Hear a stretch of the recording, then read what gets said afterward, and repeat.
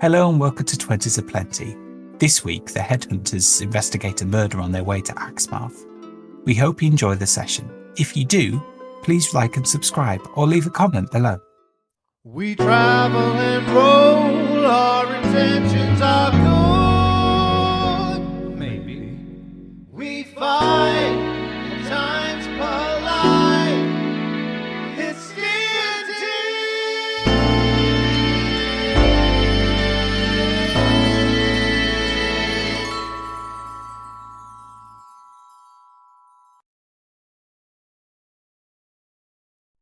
After the group had done their jaunts at the library and the museum, they met back up at the rendezvous point, had a bit of a discussion about the appropriate route to Axmouth, and decided that signing up to the Mercenaries Legion and getting the boat to Axmouth, jumping overboard, and then trying to make their way through the water irrigation system into the stronghold, or into the town at least, past the initial wall, was probably the most appropriate route into the stronghold. They headed to the Mercenaries Guild to sign up for the Legion. They had to put a couple of references, one of which they put was Harmony, the other one was Imtak, the Archpriestess. So next, they headed to the tailor's. Varric bought some clothes, and then they decided that they'd go to a fancy dress shop because they had dwarven-fitting clothes. Each member of the team decided they'd buy a fancy dress outfit. So we had Lucy as a pirate, Korsk as a cavalier, Varric as a clown, Amanita as a barbarian, Cleo as a farmer, and Marcus as the back end of his camel, if I remember rightly. He became a priest though, that was it as well. Oh, he became a priest at the end, did he? Right, okay. Yeah, good point. He ended up being a priest. Around 4 p.m, they went to check out Talon's Port. They got as far as the gate, which in the shield to Talon's Port, which was a long queue of mercenaries basically going through security checks. And then next door there was also another gate leading to the Clawshield Barracks. And in the Clawshield Barracks was largely a military academy. Having sat there for 20 minutes watching the traffic in general, they noticed that nobody came out of one of the gates and then went into the other, which led them to surmise that there could be a gate between the two, and perhaps they could avoid the security measures by going around the houses. They headed back to the Dragon's Claws, spent the night there. And in the morning, Varric received a number of things. He received a letter from Feisham. He received the scroll that he'd asked for, which was sealed with his mother's seal. He received a summary document telling us what was in there, and a bottle. The letter explained the name of the person that the head of Newstead wanted promoted. It told them to leave the Stronghold Armory unlocked, and it also told them to place the bottle in the wine cellar in the Stronghold. Varric read the documents, looked quite uncomfortable at the end of it when he was asked if he was okay. He'd noticed that his mother's name on the document was signed Miran Razdar, and he suspected that meant that he had a new stepfather in the form of General Razdar. Varric said that if he hadn't wanted to kill him beforehand, he does now. So they then headed off to the docks. Long story short, it turned out their ploy worked. Lucy transformed himself into a Dragonborn lieutenant, Korski's right-hand man, and Marcus put on some armour that the group had found in the other barracks to avoid being detected as a human. That ploy worked. They got onto the docks. They introduced themselves to the man called Volra, who they were told to introduce himself. There was a big long queue of mercenaries that he was at the head of with a clipboard. Upon seeing a group approach, he made his excuses, got somebody else to take over, and then went and talked to the group. He managed to get them on a boat, having jumped the 8-week waiting list, and introduced them to Captain Selma Deeprum, who is a gnome.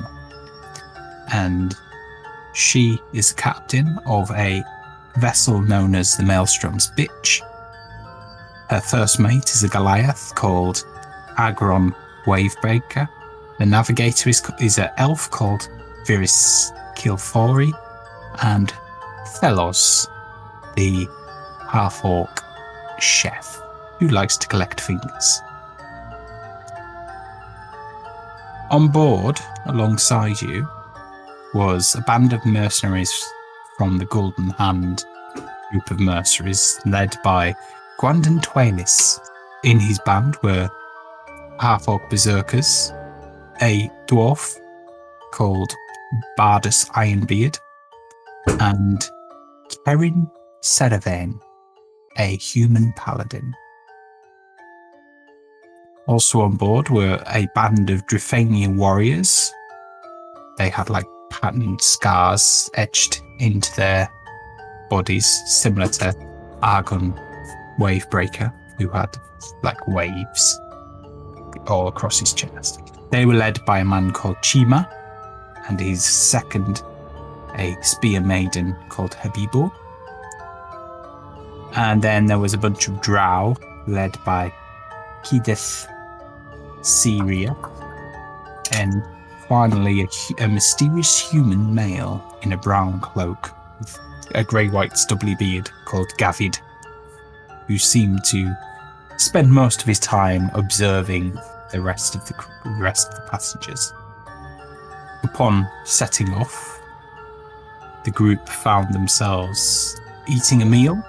The fish was a bit dodgy, which made Varric feel a little bit ill. Not as ill as some of the others on board. Then there was some alcohol, which led to the drow and the Drifanians fighting. The head of the Drifanians, Chima, tried it on with Erin, the human paladin from the Golden Hands. She ended up punching him in the face. The next day, they got to breakfast and there was some Drifanians arguing with Feloz about the fish they'd had the night before. That included Chima. 2 of the 3 lost fingers. Chima narrowly missing out. That afternoon, they passed through the blockade at Little Talon, and we ended up with a wrestling contest. In that wrestling contest, there was some betting going on between Gavid and Viris, and the ship's navigator. When it got to the semi-final, he betted against the Drifanians, their Chima, who beat the drow. Viris went off in his strop. Captain Deeprum explained that his wife had been murdered by Drifanians in a raid during the troubles between their 2 nations, and that's why Viris spent most of his time in the crow's nest during that particular voyage. In the evening, the group had another meal. More fighting. Chima goaded Feloz, who tried to stab him, tried to take his fingers, other than the one that had already being gone, that the Drifanians have this thing where they chop a little finger off for some reason. Seems to be a tradition or their way, as it was described. He made another pass at Kerin, who smited him with a warhammer. Chima ran off to lick his wounds. Habibo, his second, went to comfort him, but he was having none of it. So she was sat there rejected, giving Kerin the evils for the rest of the evening. Everybody went to bed. Lucy could hear noises next door in Gavid's room. For about 10 minutes in the evening, the noises stopped, and either side of those noises, the sound of his door had gone. The noise he could hear was mainly writing. Around 5 a.m, everyone was awakened by an agonizing female wail coming from the direction of the Drifanian cabins. So, you've just been awakened, you're all in your rooms by yourself. What would you like to do? 5 more minutes. What direction is like the scream compared to my neighbour's room? So you are effectively you're all at the back of the boat in the posh cabins. They're kind of a deck below and kind of in the middle of the ship. It's a big old ship. 4 masts. Is he? Can I hear if he's still in his room? You can hear the creak of his bed as he's getting out, having been awoken. I'm going to wait to see if he leaves. But not like just standing in front of his door. Just in my room, just wait to hear if he leaves. Okay. Imagine you can hear drawers and things like that go as you're waiting. Sorry, Sam. Sorry. I imagine Korsk on hearing the scream, his eyes just snap open. Immediately grabs for his dagger and jumps out of bed and just races to the end of the corridor. But he isn't going to go any further without someone else from the party being with him. Okay. His main concern is that there's no trouble going on with anyone else he's been travelling with. So you can hear shouting down the other end of the boat, up on deck. You can hear people running around. Bit of a commotion. Are they running towards the Drifanian cabin, or is it just general chaos? General chaos, but there's you a mixture of both, basically. You can hear, it sounds as though some of the large Goliaths that are part of the crew are running towards the broom. But it sounds as though there's like arguments and stuff on top as well. People accusing people breaking up fights. Varrock will run out of his room, kind of like pulling on his coat, grabbing his staff as he's kind of like running out the door to like kind of meet up with Korsk at the end of the hall. You aren't? Yeah, I think so. Stick. Does that mean to awake as well? I don't know. Can we go get her? Yeah, better. I'll get Lucy, actually. Okay. I'll run to Avenue's door and just start slamming on it really hard. It's too early. Leave me alone. It's important, but gotta go. Fine. Is Lucy's door locked? No. Alright, that of course doesn't even knock, he just opens the door and goes straight in. You'll just see Lucy sitting awake. Lucy, what are you doing? There's a crisis on deck. Okay, yeah. Okay, what's up? I don't know yet. Everyone's running around, picking fights.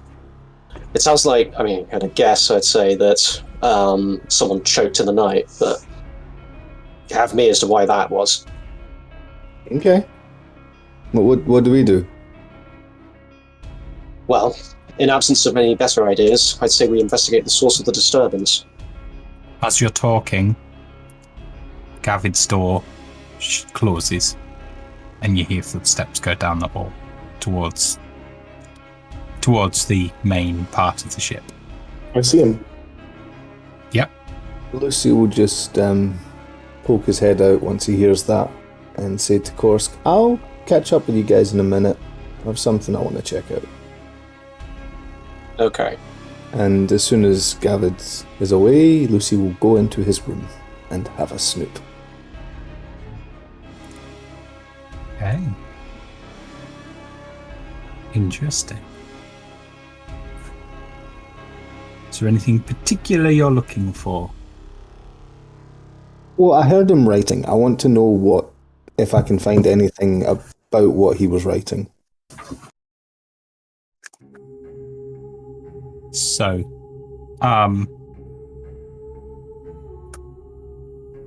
you see a pile of notes on his desk next to a quill and an ink pot. Could you roll investigation, please?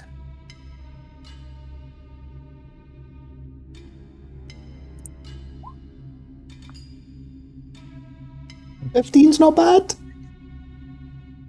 So you can see it is a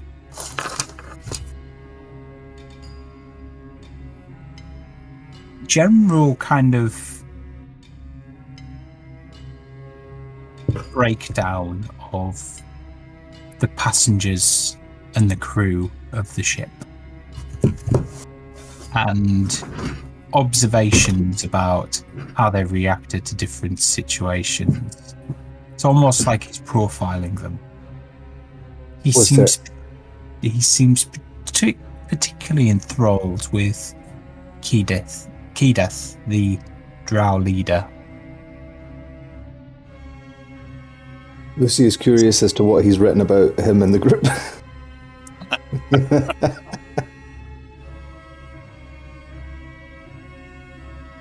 If there is anything. Did I hear anything else after the writing? Was it like drawers or something or was that just him getting dressed? You can look in the drawers, you'll find clothes. Yeah. No, just in case there was anything maybe hidden away. I mean, you get the impression he's not brought much with him. There is like 2 or 3 change of clothes and that's it. And we will fashion shame him into telling us what he knows. There is a pocket knife and a couple of cloaks. I'll probably whisper out to Korsk. Yes, what is it? Korsk is like getting ready to go down the hallway, so he just ducks back in the room irritably. Yes, what is it, Lucy? He's writing about the passengers, like all. Yeah, of us. he's an information broker. He's doing his job. I don't know. Does this? Well, if something's happened, maybe there's a clue into here of who might have done it. I don't know what's happened, but, if he's got information on the crew that we don't have, that might be good to just have a look at. So just to go back to your original... Go on. Well, I suppose there's no time like the present. He'll be out for a while. Let's get going. So just to go back to your original question... he's got a few comments about you, Lucy, but it amounts to likes to stir the pot. He gets the impression that you like to you want to provoke him somehow. Is there any sign in this room that he is one of the Brown Hoods? That is the only thing Lucy's worried about at this moment. Cool. Not that you can see. Oh, You can see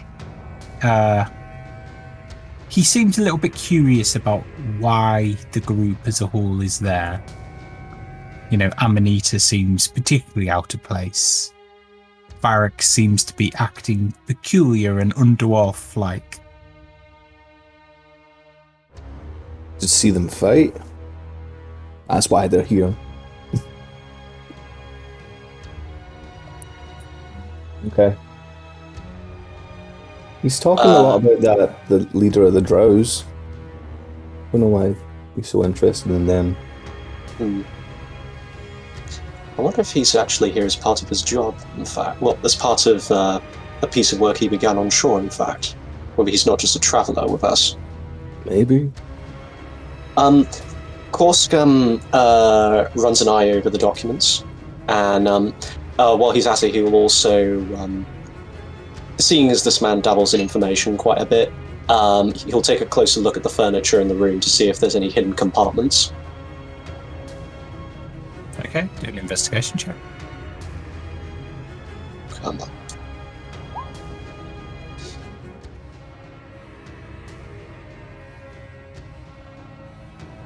Not, if there are, they're well hidden. Too well hidden for you to find in the time that you've got. Should we? Well,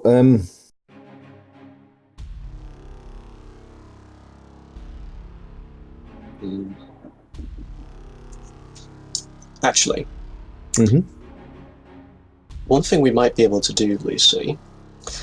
Just 1 second, I'm looking up the ability.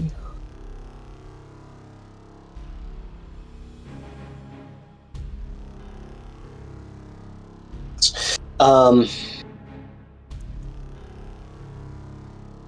if you want to take some notes, Lucy, take them now. I can invest them into one of these stones I'm carrying, but it'll have to be short. We don't have time to copy down everything he's he's put into the paper here. Oh, I wish you'd use better wording. At that, Lucy picks up all the notes and put them in his pants and said, "Okay, should we go then?"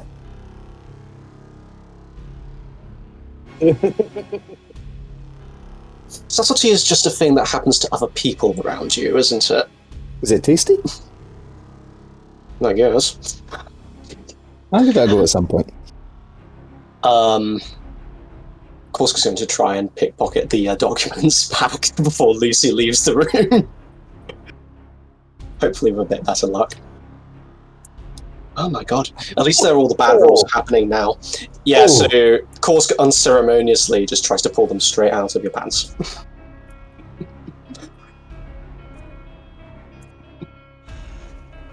Lucy just slaps your hand away and continues to walk. Just You're not quite sure what he was trying to grab hold of then. he's getting flashbacks of unwanted attention from other people in the party, and now he's The papers, concerned. Lucy. The papers, Lucy. You can't leave the room. He'll know that we've taken them. You said take no. I said take notes, not take the actual document. All right, I'll quickly try and write down as much as I can. No need. Just tell me the gist of what you want us to remember in 25-word segments, and we'll be able to get at least 3 sets of notes on this. Drow leader seems important. He's perplexed by Amanita and Vorak, and intrigued by my need to trigger him. I still think it could be fun. Korsk finishes putting down his tools, and you see the stone inscribed with a very fine print version of the words you just used. You, the one thing you do see a lack of, I will add, is there's not very much about the Drafanians.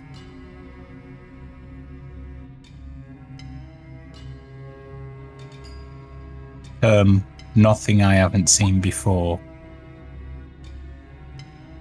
is used, and that's about it.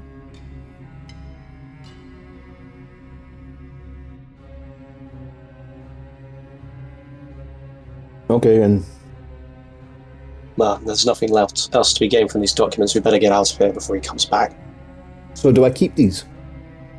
No, replace them where you found them. Oh, And carefully. Okay. Lucy will try and put them back how he found them. They're a bit crumpled now, and there is a bit of a wet stain on one of them. Greasy wet, like it's been hands of rinsed and holding fought. are very clean. It's almost it's like it's been against some sort of cooked meat. I have no cooked meat left. Oh no, but I did have in there before. Yeah. Yep. Well, where was it you wanted to go, Korsk? Let's see if we can find the source of the commotion. And be quiet about it as well. Follow me. So Korsk wanders through the lower decks, through the commotion, just kind of trying to keep to the what do you call it? If there's like a main passage of like people going back and forth, he's basically climbing over the goods and stuff, so he doesn't get in people's way, and people don't notice he's actually pushing through. Kind of like just slipping past people as he goes. Yeah, so there are bits where it's just like a narrow passageway, and you're just having to stop and let people kind of cross your path before you move on. But then when you're out into the main kind of below main deck, you can kind of climb off barrels and stuff like that. What you see is chaotic. You see Habibo lying or kneeling on the ground, tears running down her face, clothes soaked in blood. Some of the Drafanians with odd patches of blood on their clothes are picking fights. One's gone after Feloz. Another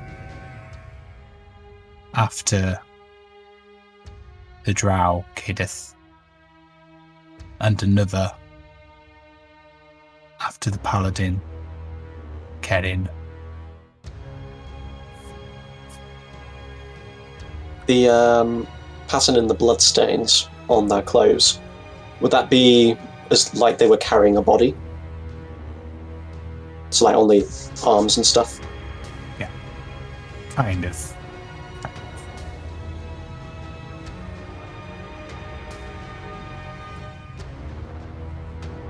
You can see some of the crew are trying to intervene. Viris is still up in his crow's nest, trying to keep out of it.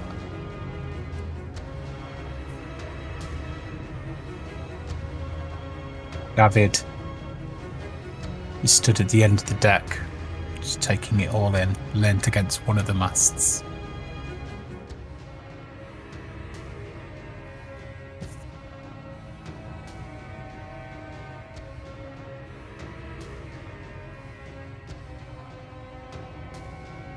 Bardus Ironbeard is trying to put himself between Kerin and the Drafanian that is trying to attack her.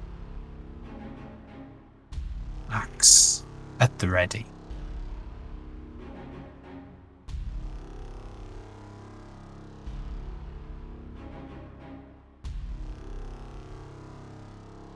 Well, I hate to admit it, Lucy, but it seems unlikely we're going to find out any more about what happened while the crew and the mercenaries on board are still trying to murder each other. Do you reckon we crack a few skulls, help them get it under control? With that, Lucy just fires a couple of Eldritch Blasts into the crowd. Indiscriminately, anyone's being. Everyone on the deck, get down. So anyway, I started blasting. At that. So you just fire them, but a couple of people go flying into the deck. I was going to say, they don't go flying overboard, I hope.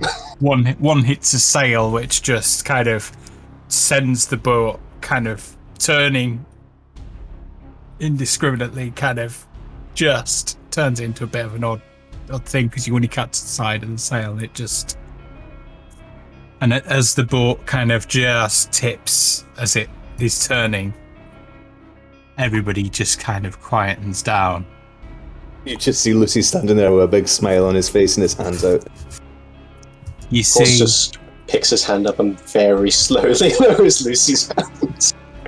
you just hear small footsteps walk up next to you, and you hear a whistle being blown, and everybody turns to see the captain stood.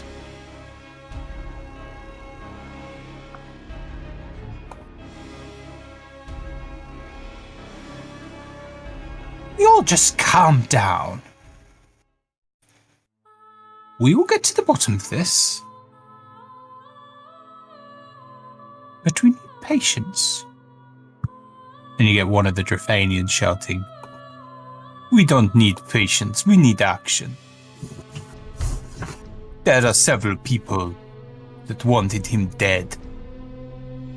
We will kill them all." Now, I'm not quite sure the Dragonborn will take that very well when we get to Axel. We need to find the culprit, and we need to take care of them.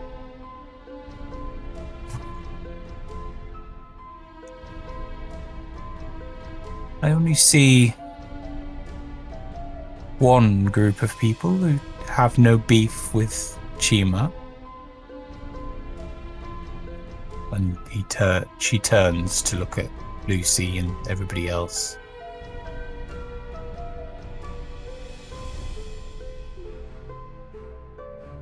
I would suggest they take care of this matter. Independent investigation, let's call it. What do you say? Find the culprit. Get the Dragonborn to throw in a bonus for you. Korsk starts whispering to Lucy about that not being in the contract before whatever Lucy says. Oh no, Lucy was just going to wonder if we're getting paid. Is that a bonus? That could be nice. What kind of bonus?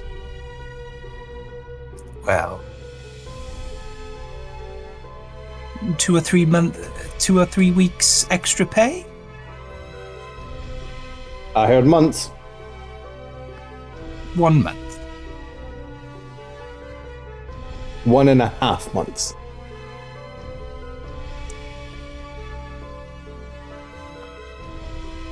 I don't appreciate being held over a barrel, you know. This might not be the time to haggle, Lucy. Everyone's staring at us now. Fine. 1.5 months, payable in your after completion of your first week's work for the Dragonborn. That sound good, Korski? Yeah. Just get us off this deck. Now, if you'll accompany me to my office. She takes you back towards the cabins. How exactly were we going to collect that again, Lucy?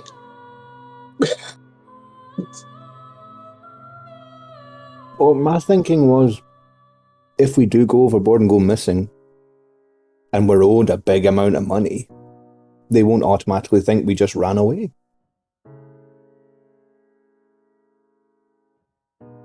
Suppose that could work, yes.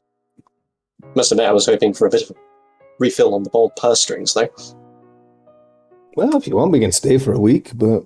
No. Okay.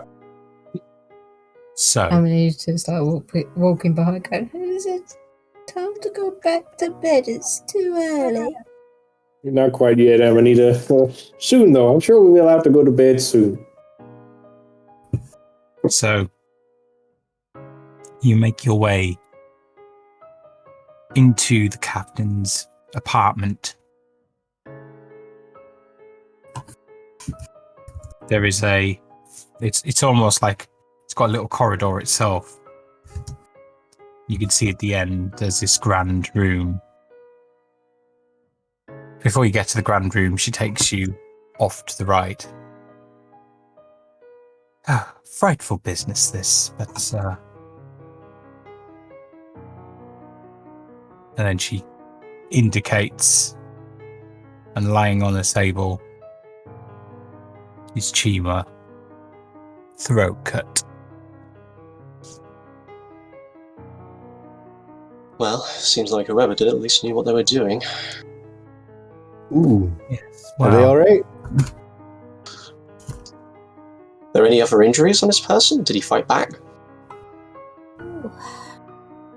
You're welcome to inspect the body. How long has it been since she's been dead? Since he's been dead. He's been dead. Well, it happened sometime in the early hours between him going back to his room, him being him being found 10 minutes ago. Well, I don't think I can revive him, so... Oh well. Well, the body's cold, is all I will say. It's been a while since I had to do this. Damn it. Got it. So, why did you give me experience in autopsies?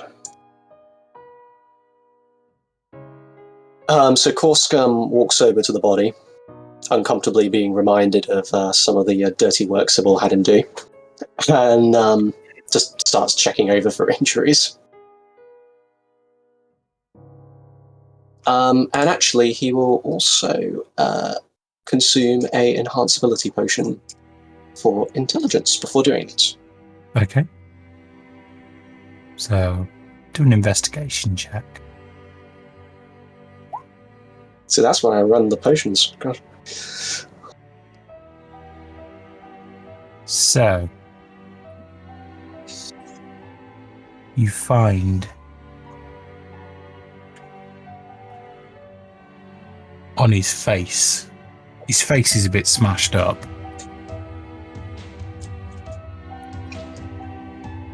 It does look, though, as though there's a cut. So he's obviously been hit on the face with something.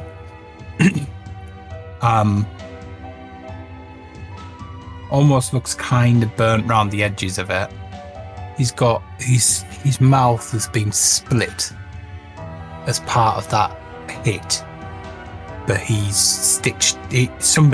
He or somebody has stitched it up.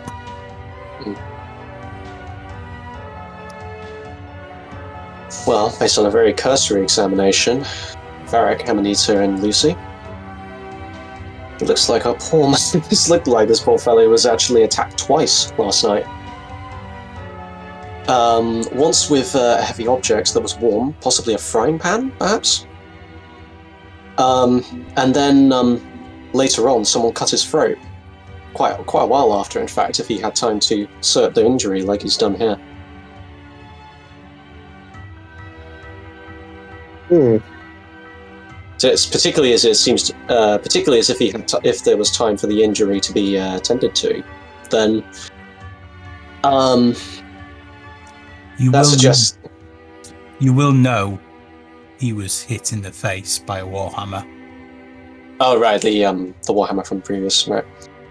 Oh, was that the burn as well? Because it was radiant. Might. Yeah. Okay, right. So that first injury would have been from his escapade, shall we say, with the paladin. But if when was that exactly again, Wayne? That would have probably been around midnight. Okay, so he's smacked in the face. We didn't see it being sewn up, did we? So that would have been after he retired to his cabin. And then in the night, someone comes in, cuts his throat. From the looks of it, without being detected either, since there aren't any other injuries on this person, or signs of him fighting back, as far as we're aware. Any details about the the cut shape? Is it just typical dagger? It looks as though it's a dagger or a short knife. Kind of thing anyone could carry around with them, unfortunately. It also the way in which the cut is. It looks as though it's from somebody grabbed his head from behind and just slit it. It might be more instructive if we took a look at his room as well before we mess around with the body any further. I can show you where his room is if that helps. That would be very useful. Thank you. Okay. She takes you down out the cabin, across the deck, down a ladder, down some steps, into so you're a deck below where your cabin is. Down a long corridor, and at the end there's 2 Goliaths stood outside a door. Gentlemen, she says as she acknowledges them. After you, just be careful where you stand. It's a bit slippy. I've already got an image of it. Yeah. And Korska, back up straight, hands behind back, tries to walk as dignified as possible through the door. Okay, do an acrobatics check, please. Yeah. Wow, all the bad rolls today. Is that 2 nat ones today? 3 nat ones. Ooh, If we drop the... You walk in to see, literally, it's just blood sprayed upon the wall. And then there's he's obviously being slit. It's all just kind of pumped out onto the wall. And then he's collapsed and it's just all over the floor. There's 2 or 3 marks where people have already slipped in the blood. There's a new mark now because you've just slipped in it. Yeah. So Korska's just looking at the blood going up the wall, and then as he takes his next step, slips, falls right on his back. You getting a good view of the ceiling there, Korsk? Yeah, it's something to look into, alright? Amanita's just got her hands on her ass going, oh no, it's a mess. Lucy, could you help me up, please?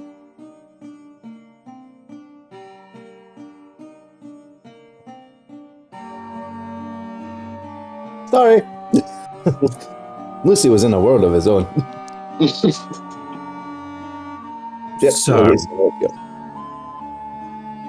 What do people want to look at in his room? So the blood went up the wall, right? Yeah, he was obviously sat at a desk. Is the desk just facing the door, or...? Facing away from the door, backside the door. Okay. Korsk will take a look at the lock then, while everyone else does their own thing.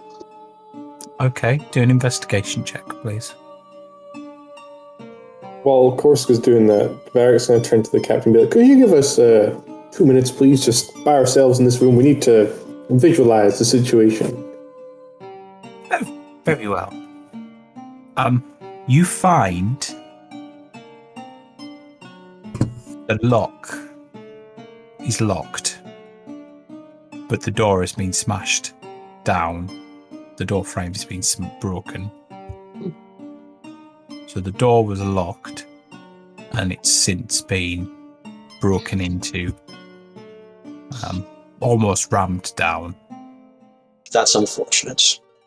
Because, given how he didn't get up, as far as we can tell, to turn to face his assailant, I'm guessing this happened after, what was the shield maiden's name? Habibo. Habibo. I'm guessing this is when Habibo or someone came to get him in the morning and found he was non-responsive. I can't tell if who forced this without any further information. Only that, assuming whoever cut his throat did not break the door down, they either didn't come in through the door or they had an exceptional command of locks.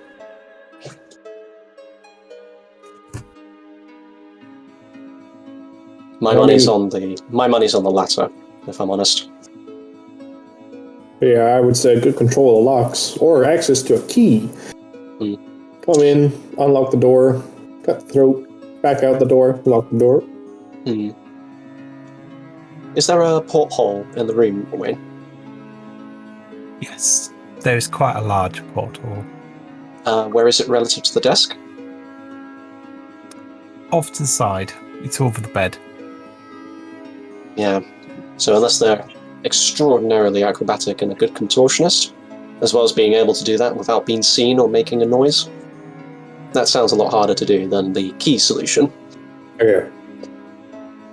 Still worth investigating, though, I think. Plus, like you're saying, the key would remove any need for skill with lockpicks. The key could just simply have been taken from whoever owned it, assuming the owner didn't just come in here and do the deed.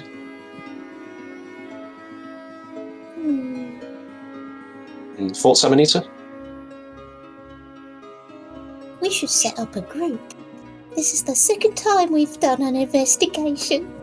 Yeah, that's alternative We living. should make it a job. Yeah, Headhunters P.I.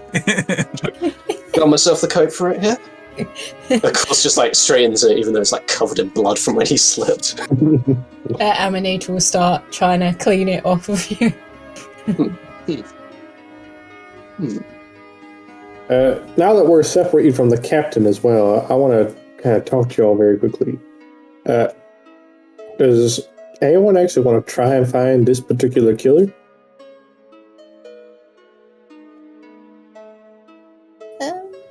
We could frame someone. Now, my thinking on this is that I didn't particularly like this guy. I know a lot of people didn't like this guy, and that his whole group kind of don't seem to be liked. So is it worth punishing someone for doing a good deed? There may also be an odd gentleman that has been profiling everyone on the ship. That could be very believable that he was doing it to find a target. I don't know, just saying. You're getting very focused on that man, Lucy. And, Varric, while I may have been distracted somewhat by the intellectual appeal of the task, that framing someone would still leave a potentially dangerous individual running among the crew. I'm just saying that this guy was a bit of a person. And A piece of work, let's be honest. yeah, and he's obviously not very liked. So why bother? I mean, everyone wanted to kill him. Like, I wanted to kill him. So is it worth just being like, oh, someone from his group, easy peasy, and leave it at that? I'm still not sure how. The tensions would need to be carefully managed. It seems like the different elements on not just the crew, but also our fellow passengers are keen to blame anyone they can lay their hands on. We don't need the ship blowing up before we're ready to depart. Marcus would probably chip in and say, yeah, 2 wrongs don't make a right. Murder's not the answer. Well, I didn't say that, but... Yeah. Well, cold-blooded murders. Pardon me. Is it okay for me to clean it now? No, Amanita, don't clean anything. We need it preserved exactly as is. We need to be scientific. Like Sybil Orc would says say. that after slipping. Yes, well, unfortunately, it was never my strong suit when working with her. Let's just leave it at that. She also had an annoying tendency to reanimate them while I was in the middle of doing some work.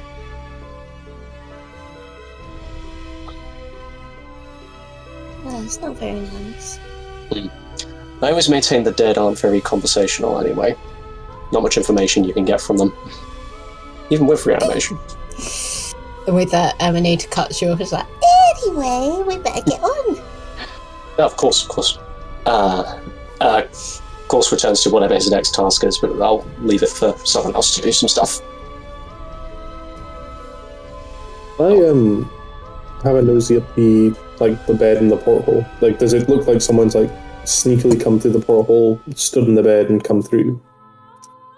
Do an investigation check. Yeah. I am terrible at investigations, so this will go bad. 14. The porthole itself is easy to open, regardless of whether or not you're inside or outside. There appears to be difficult to tell with the bed because he doesn't look like the sort of person who makes the bed in the morning. There is clearly no footprints on the bed. There is no kind of like evidence of blood-stained hands or anything around the porthole or up the wall.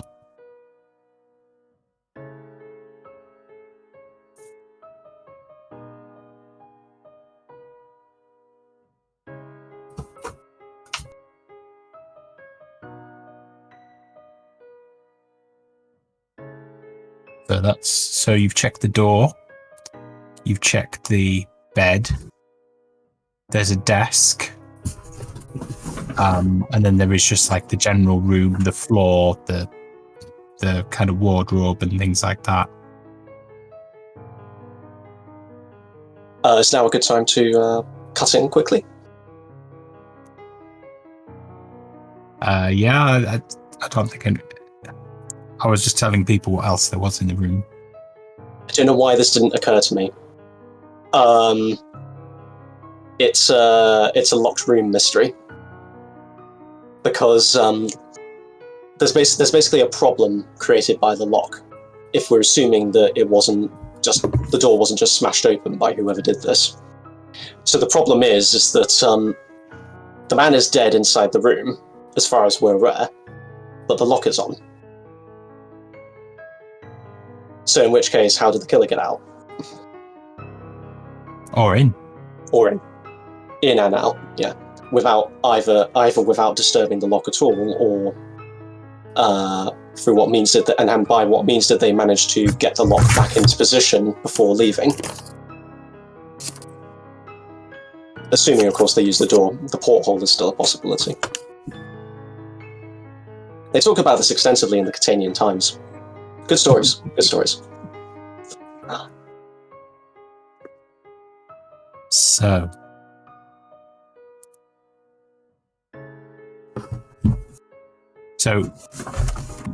in the room, as I say, you've got the floor, you've got the kind of a wardrobe, the desk.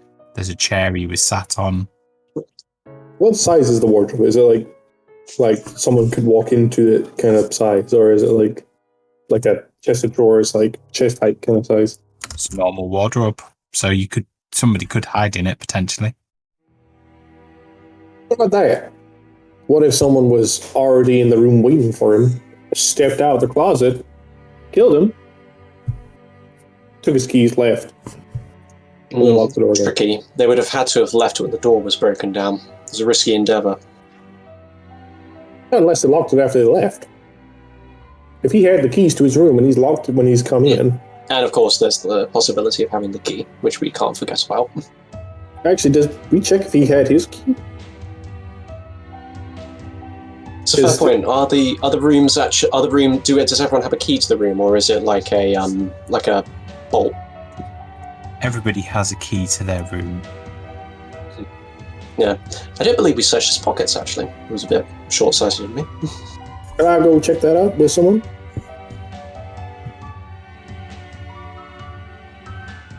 You want to come, Lucy? We'll go check out the guy's pockets. Yeah, I'll go. All right. So we'll make our way to the captain's room again with the body and stuff. Cool. Is anybody staying in the room? Of course. I'll stay with Kursk. I would like to have a look in the wardrobe, though. So do an investigation check. Okie. She will be flying around the room, not walking in the blood.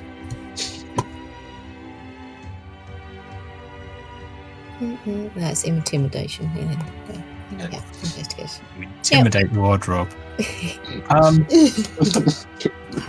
So, and the wardrobe, in reaction, stays very still. You open the doors.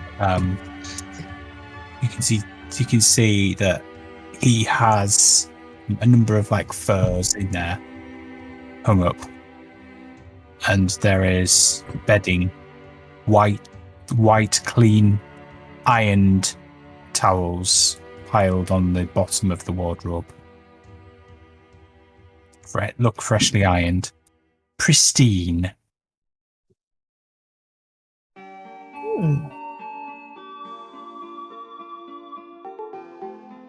He was definitely good at keeping things tidy. Except for that mess. Yeah, he didn't have much choice there, nor opportunity to clean it up. I think it's more the blankets and things like that. The bedding was provided by the crew. The furs are his. He's hung them up because obviously it's just what they wear when they're cold and stuff. Being away from the desert, they'll feel the cold. Well, on their way here at least. And out at sea, probably feel a bit of the breeze in the evening. But you get the impression that he was a man of very little material wealth. Yeah, just another traditionalist. Do you think Lucy will like the furs? Perhaps, but I would refrain from touching his property until we know more what happened here. I'm sure there'll be some kind of process where we either bury it at sea or hand them out to someone. Just make sure you're first in line.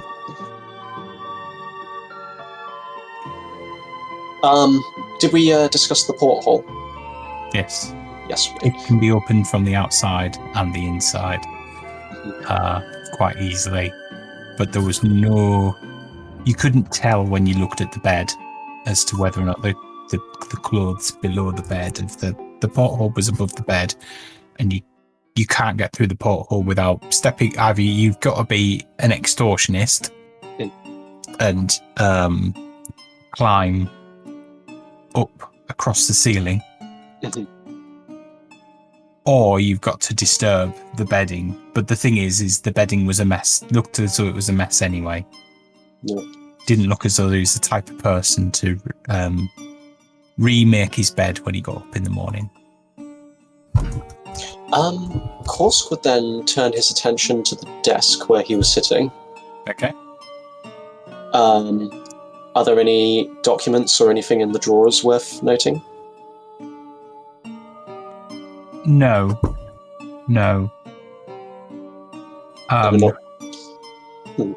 Odd choice to sit at a desk with nothing to look at. There is a mirror, a needle, some thread. And in the drawer, there is one thing and one thing only. A little box. It looks like probably about, a couple of inches cubed. Maybe 3 inches cubed. Okay. Kursk will pocket the box for later. I'll just make a note of that. But the mirror presents an interesting problem. Okay. Because The box is closed, by the way, and it's it's got a fastener, and the fastener should feels as though there's something in it when you pick it up. Okay. So the mirror presents a bit of an interesting problem, though, because if he had the mirror and was working on his stitches still, or he hadn't finished getting up from finishing his stitches when he was attacked, he would have in theory been able to see the assailant.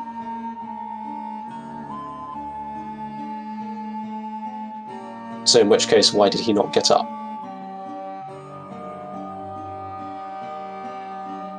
Either the mirror is the mirror like down on the table, or is it like against the wall? Small handheld mirror that he's obviously dropped when he's... So we could be looking at someone he trusts, in fact. If he didn't respond to quickly, even, to someone being behind him. There's no indication he got up from the chair. Or he was busy looking in the mirror at what he was stitching. Mm. Or for some reason, the person didn't appear in the mirror.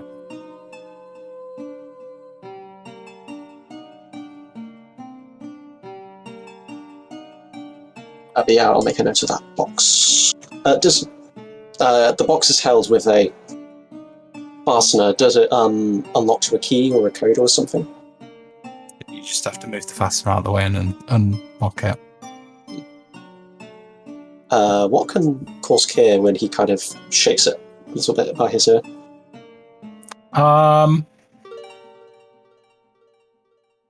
Like a dull knocking sound. Mm. Like it's something that is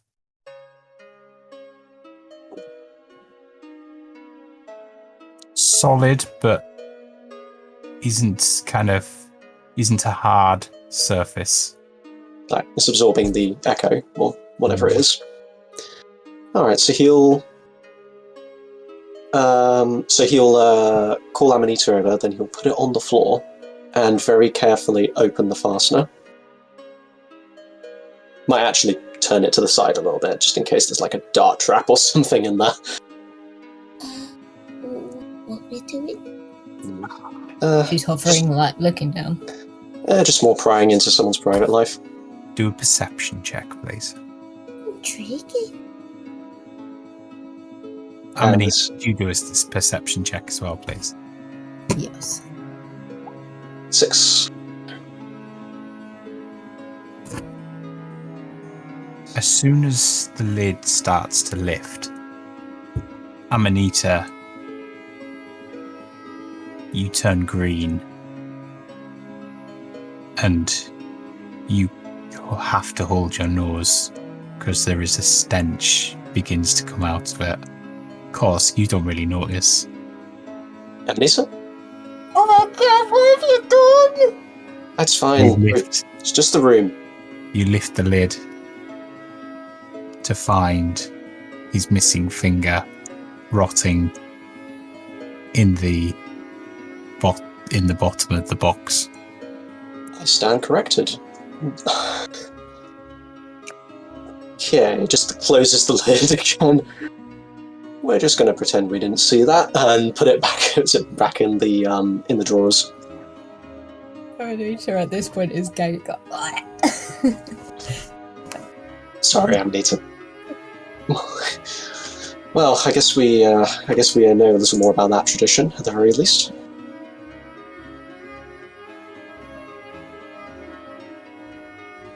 So, should we switch to the body, Lucy and Varric? So, go back to the body. You want to check the pockets? Is there anything else you want to check? Oh, everywhere I can conceivably believe something could be hidden. Just takes a dagger. Just start poking the body until I find like something that doesn't feel like dead body. Okay. So we'll do the pockets first. So could you both do an investigation check, please? So you take one side, I'll take the other. And Okay. Well, I already had my good roll, so I don't... Yeah, 10. Okay. Varric, in the right-hand pocket, you find a key. he had the key. Lucy, in the left-hand pocket, you find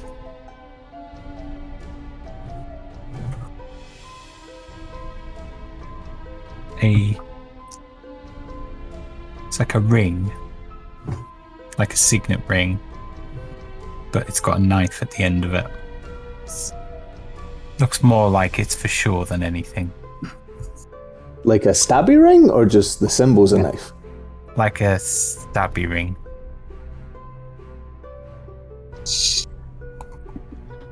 Which will never be seen again.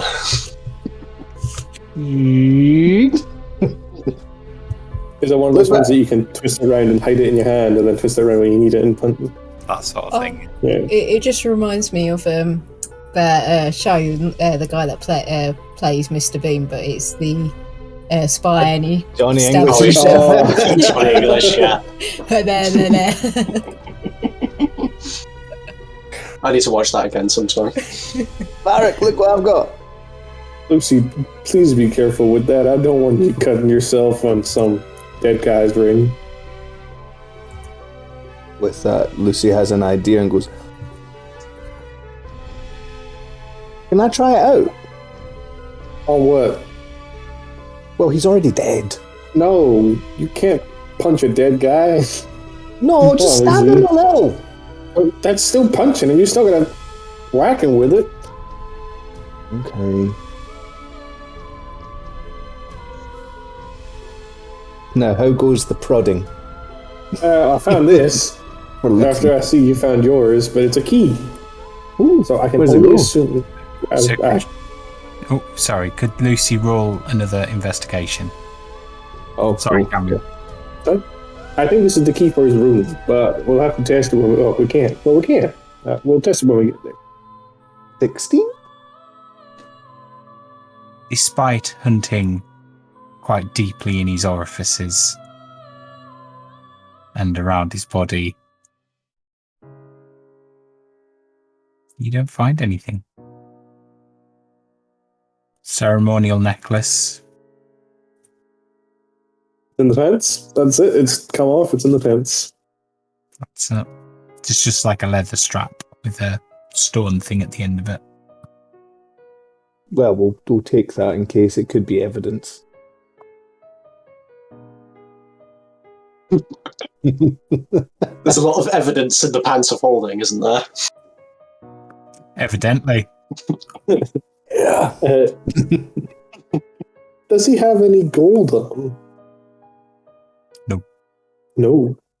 Other than the ring.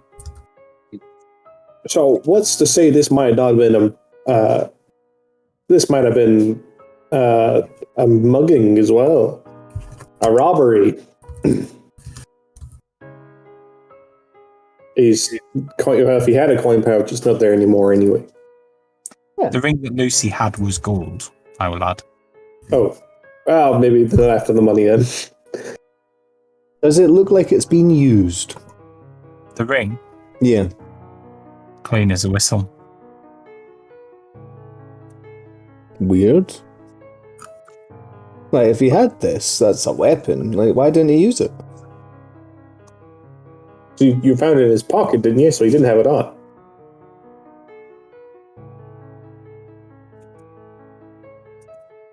But, like, it's... Why not have it on? Especially if you're on a ship with people that might have a grudge against you, just... Why would it be in his pocket? Well, we did have that wrestling the other day. Maybe you took it off for that. Good sport of sorts. Maybe. Who knows? You've not seen him wear it, I will add. Have we seen anyone wear something that looks like this? Nope.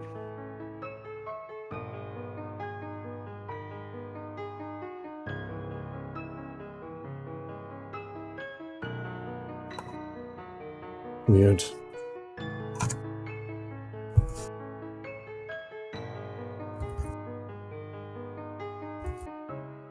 What do you think? Is that everything? Or?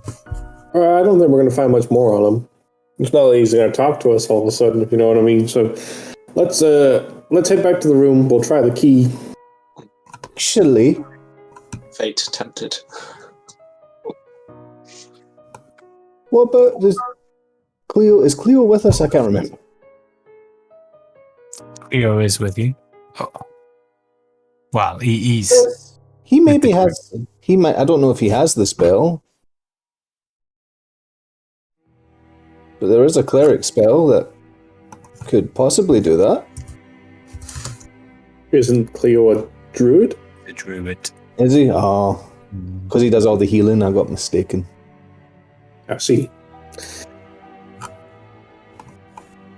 Yeah. Unless maybe there's a cleric or something on board. There's a paladin. Yeah. I could ask maybe somebody. I'm sure I've heard of a spell before. Yeah, I think I've heard of one too. Do you not remember the 5 questions? When somebody died, I forget who it was. You had to ask them 5 questions to is it speak to the dead or whatever That's it the is. one. Yeah. Yeah. I can't remember where we were when we used that spell. Oh, we were in Lothanor, but I can't remember who it was we used it on. Oh, it was the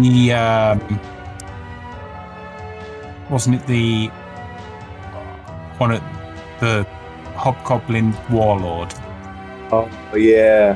Who had that then? It was the one of the elves that were there. Right. Fair enough. Well, we could always ask. I'm sure the captain would know if there's somebody on the ship that might have that skill. Would be handy. Oh, we're asking, I guess. Yeah.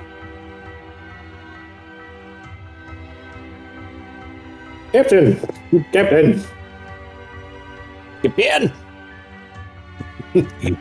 You hear a walker. Yes? Do you know if anyone can use the magical spell Talk with the Dead? It's a bit of a specific question. But also very handy in this situation. Yeah. Well, as far as I'm aware, the only person near is Karen, who's a paladin, but I'm not sure she'd want to speak to Chima, given his treatment of her. Always ask, though.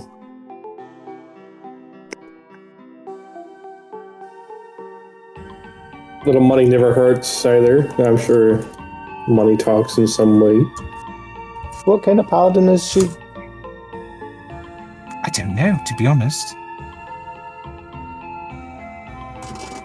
Do you remember Would you- seeing anything in the notes in Gavid's room about that paladin?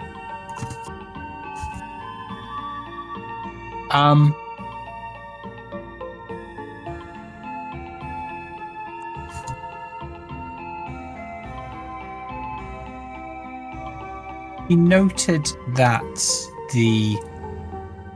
her and the dwarf had a bit of an odd relationship. She's seen him as a reliable companion, but he wouldn't have naturally. He thought the dwarf was out of place, going to war to fight other dwarves. In terms of her, she was kind of. She struck him as somebody who was on a bit of a religious crusade.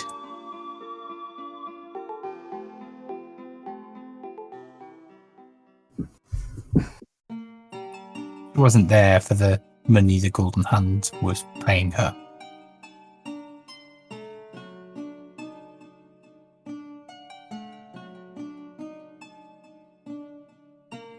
It's almost like she had some sort of calling. Murder? That can be a calling. Oh. Maybe we should talk to her. What do you think, Varric? I don't think it hurts to talk to someone right now. Even if she doesn't want to talk to him, it'd be good to know if she could. Yeah.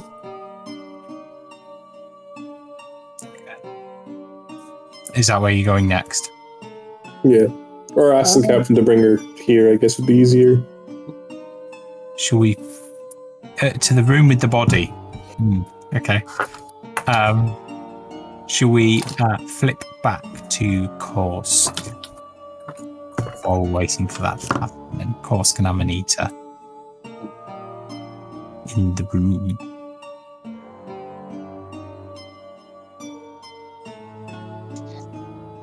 So, Amanita, what do we think is happening here so far? We've got a locked door that has to have been opened or circumvented somehow.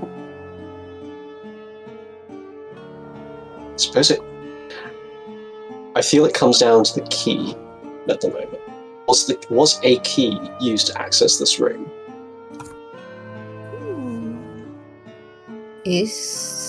Whereabouts is the wardrobe positioned?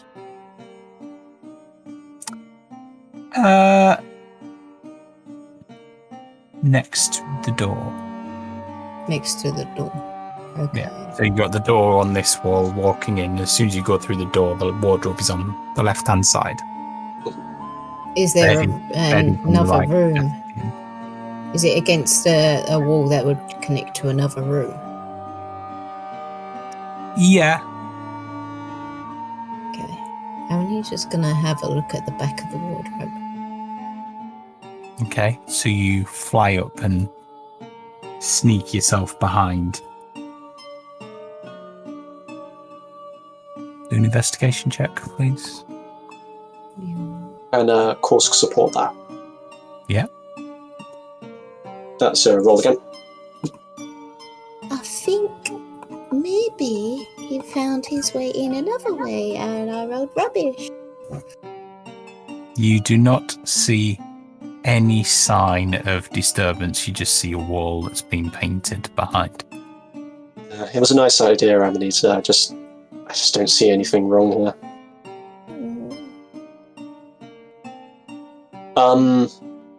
Wayne, I've had a slightly bananas idea. Okay. So, you know how in crime scenes they'll like dust for prints and footprints as well? Yeah. If I spend maybe an hour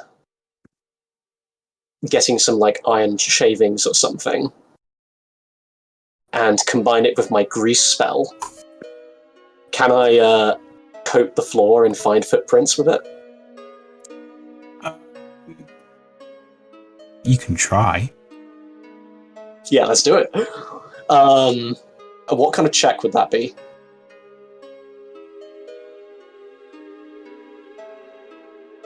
I guess you'll be looking for some sort of reaction with the grease.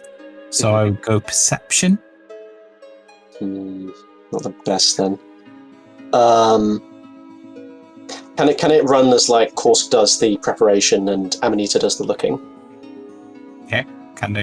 If Jess is okay with doing that, of course. Cool. Yeah, so Kursk spends a little while kind of getting his flask of oil and I imagine very discreetly shaving off bits of some of the tools on the ship to make the powder. Okay. And then, as they stand in the corner of the room, he just upends the cork and then floods the floor with it. Okay. And then, like they kind of try to sweep it out a bit to see if there are any particular disturbances. So you've now got this, like, as well as a pool of blood on the floor, you've got this bloody, greasy mix, and then you're putting iron filings on it. Could Amanita do a perception roll then, please? Yeah. Does it count as supported by Korsk for advantage? Yeah. Okay. You're fine anyway, I think. Okay. So, as you're spreading around these iron filings, you don't see footprints as such.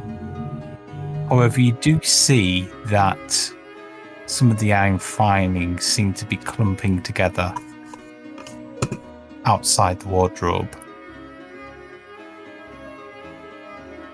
No footprints, but the idea you had in the past, Amanita, there might be some merit to it.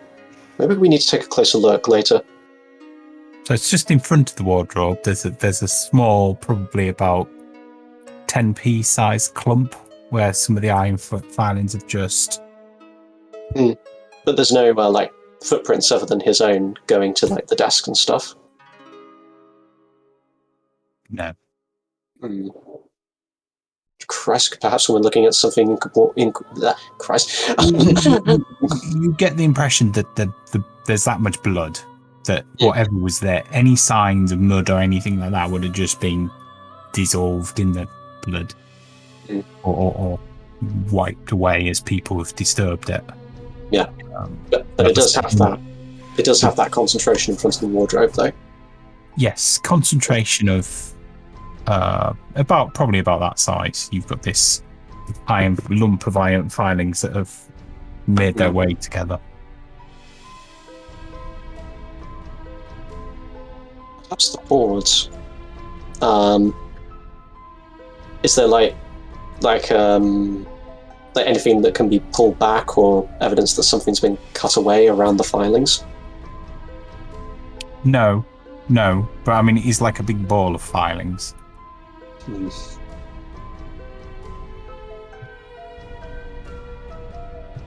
That's because... Ooh. Have we checked the floor to see if there's a trap floor underneath?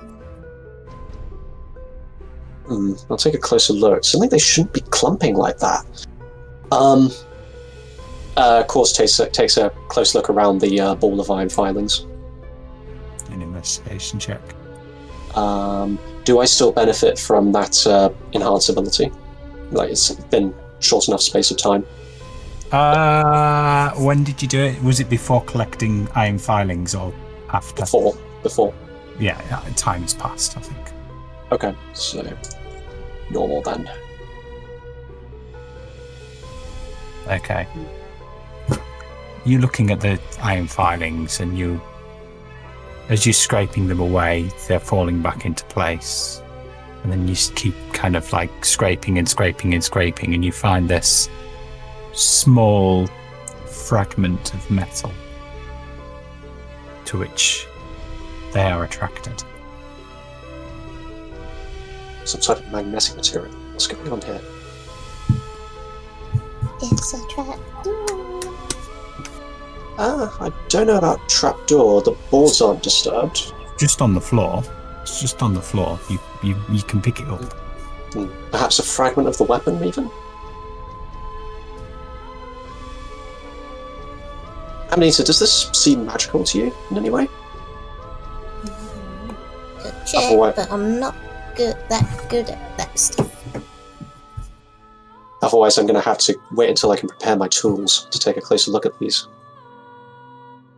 I can have a look at it.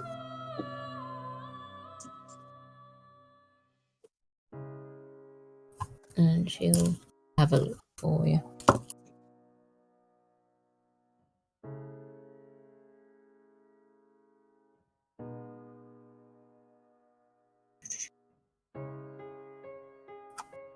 Do you want me to do an Arcana check? Please. Hey, that's more handling. I want Arcana. Ignore the first one. There you go. As far as you can tell, it's not arcane in nature. Just looks like a piece of magnetic material. It is shaped. It is a small triangle. Flat. That's what I would say. Course, how good is your catching? Sorry. How good is your catching? She's just gonna go, Nothing that interesting. and throw it. So he tries to maneuver on the extremely slick floor now to try and get hold of the fragment before it disappears back into the filings. Do an acrobatic check, please. This might be a flash of genius moment. Let's do that. So,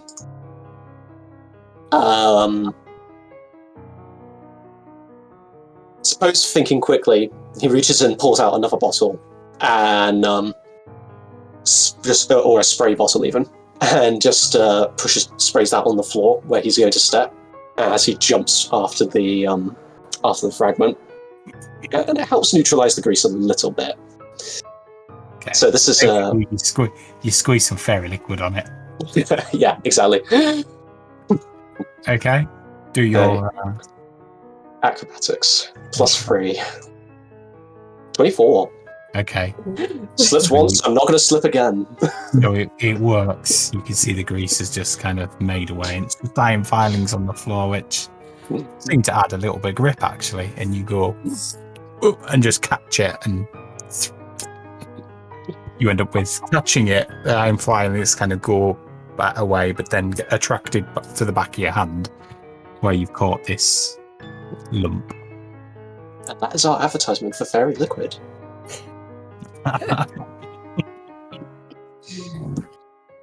Other washing up liquids are available.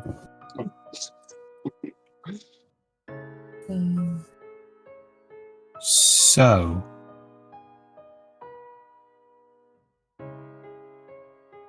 some sort of magnetic material. Shall we flip back to Lucy and Varric? Although I see Cameron's just knocked his camera off, so I don't know if he's still there. Is there any blood on the ceiling? So he'll be right back. So he's where the neck has been split. It's all, so you can tell that the neck's been pulled back and then slit because there is an initial spray across the ceiling. Okay. And then across the wall, and then you can kind of see it's kind of gone from the ceiling down one wall onto the floor. You can almost see the arc where he's fallen.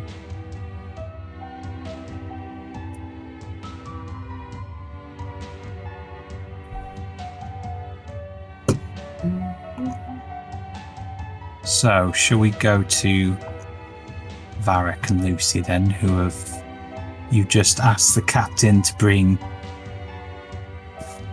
the paladin to you. By this point, everybody on the ship knows what is going on and what you've been asked to do.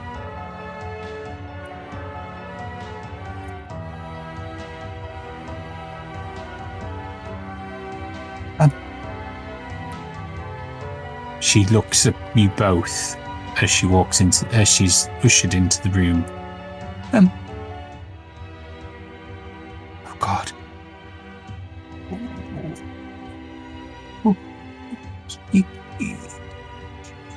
You don't think it's me, do you? Oh.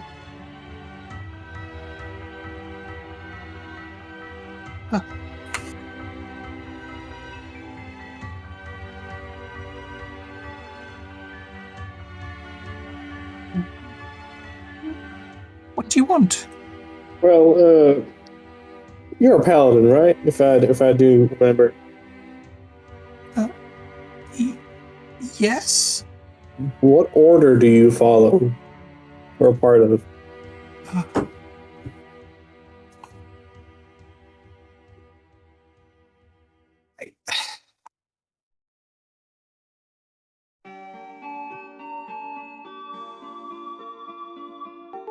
Can I ask how this is relevant? Well, look, the bottom line is we know you didn't like him, and we kind of need your help on this. If you had available, perhaps a spell that might allow you to talk to him even though he's dead and ask him a couple questions about what he might remember.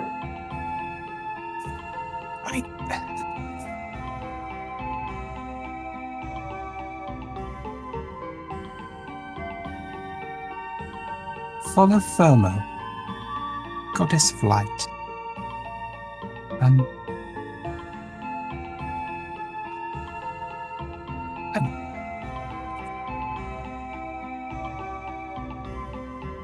don't have spells where I can talk to the dead.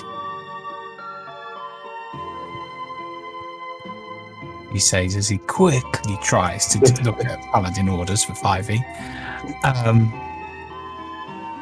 Do we believe that to be true?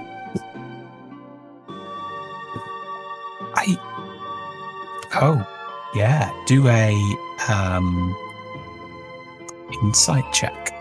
I'm going to do one as well.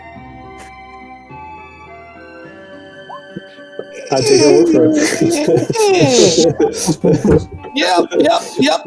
We are convinced. Paladins don't lie. Goes against the whole system. Can't trust the paladin, who can you trust? I think, we should say that out loud. Paladins always tell the truth. They wouldn't. Yeah, of course. That way. Of course he doesn't. Yeah. Sorry for taking up your time there. No.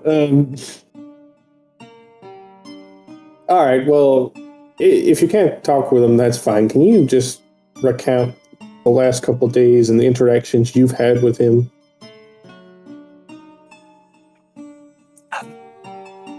So you do think it was me? No, I just need to know. It's just in case. You never know. You might have seen something or that might help us in our investigation. You know. Oh. It might not seem important, but it might be. I'm gonna need everything.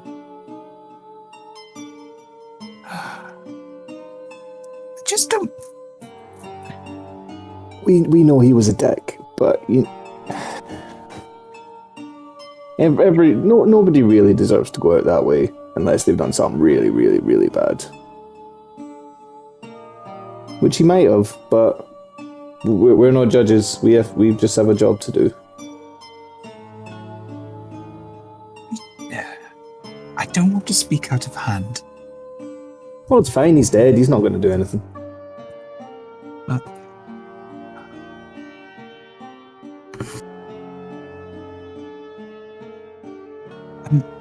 I first met him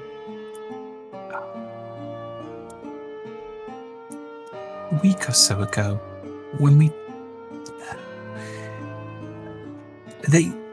were stopping at an inn and near to the Mercenaries Guild and they'd been thrown out of theirs and came to ours. And ever since he's gave me some unwanted attention, okay? And he just will not take no for an answer. Yeah, I remember that. That's fine. The more alcohol he gets into him, the more he...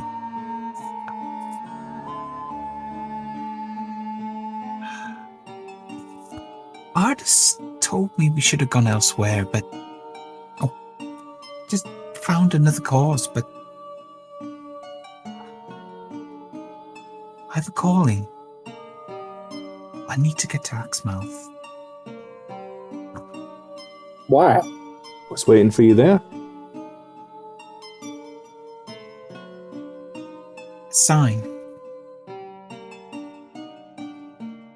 Okay.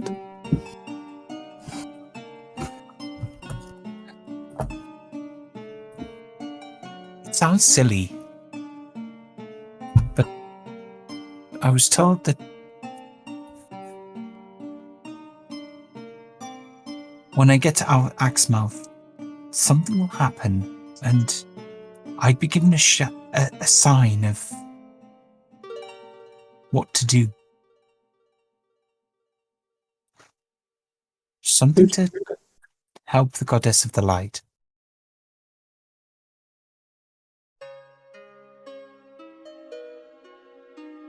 Who told you this? She did.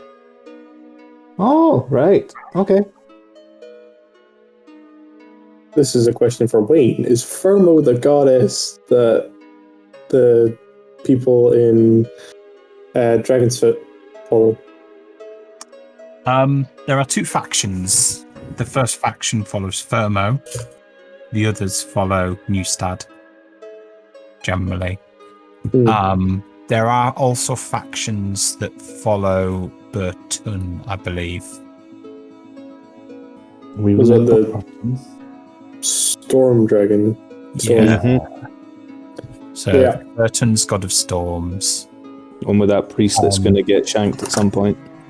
Newstad is Justice and Honor. And Fermo is Sun and Light. So a lot of the Dragonborn worship the sun, basically.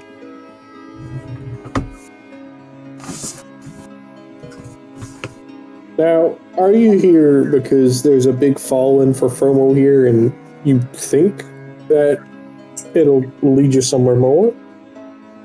Or is it strictly because she spoke to you? She spoke to me. I had a vision. I prayed for her guidance and she came. That's nice of her.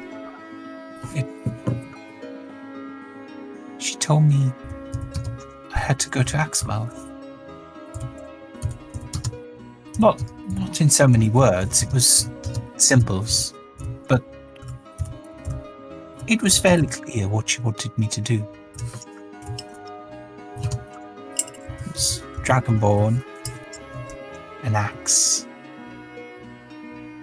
a black Dragonborn smiling. So, an axe and a mouth.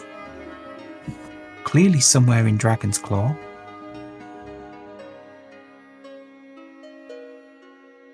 And then the words, look for a sign.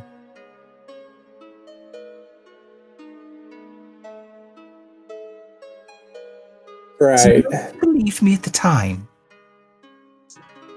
But that's why I'm here. I mean, everyone's got their reasons. We've got our own reasons for heading to Axmouth as well and such. So, you know, it is what it is. But, alright. Was it a kind smile or was it a bad smile?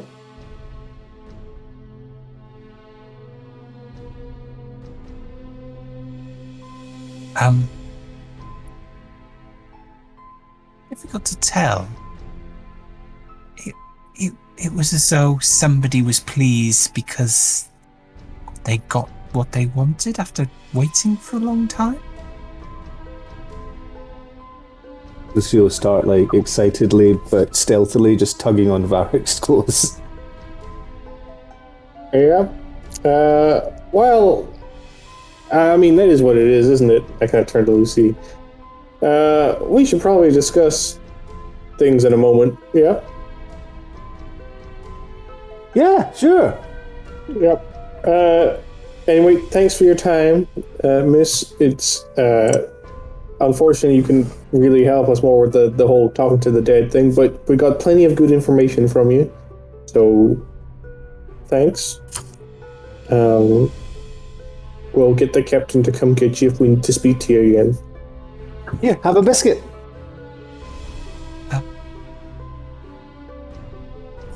And she kind of looks at them.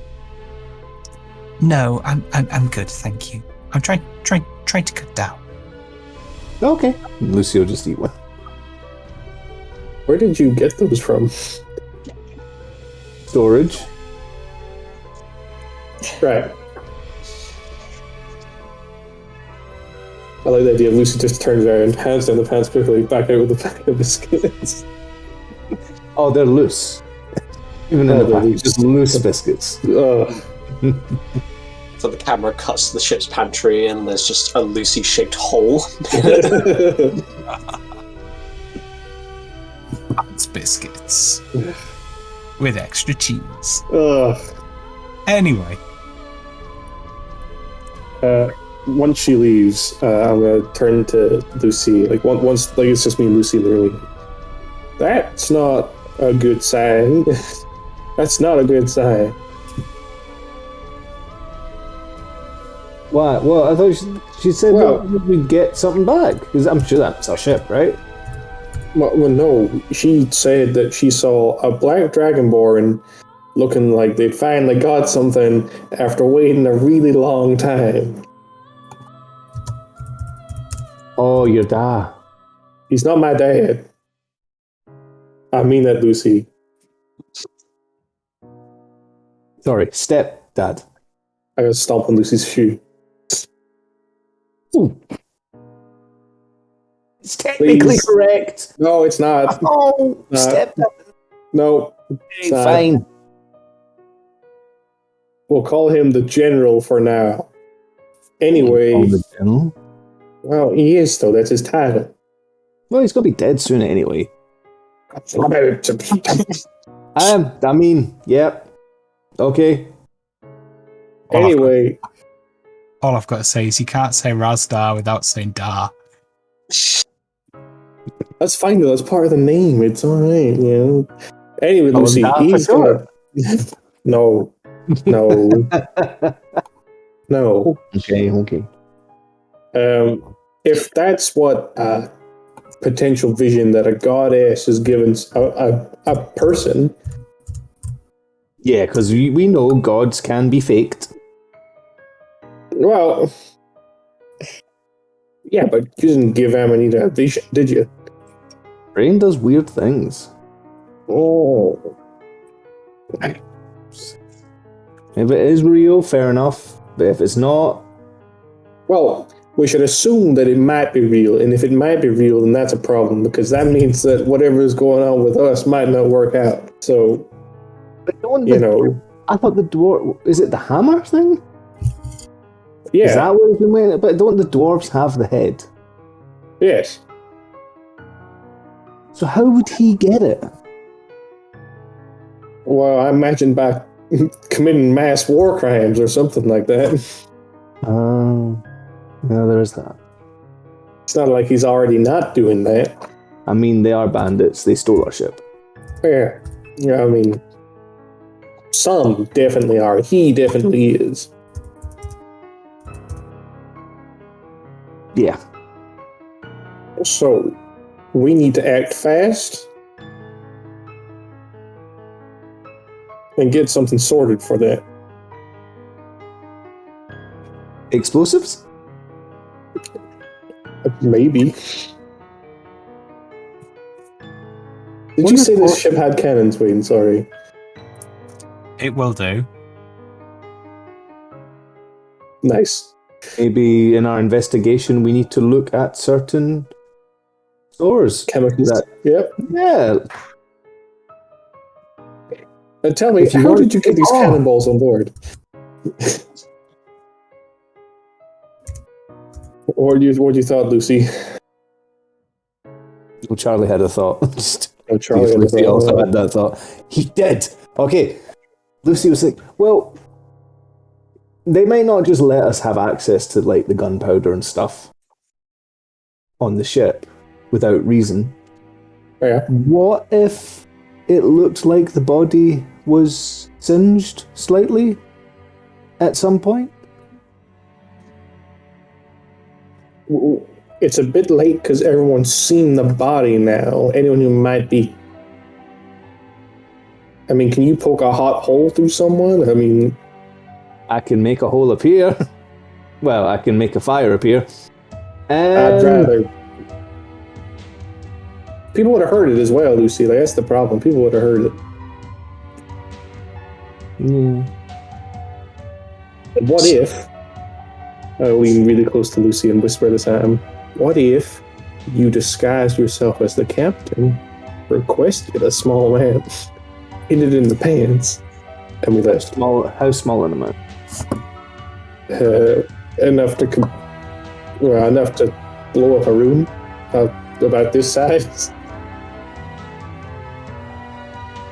Should we go now?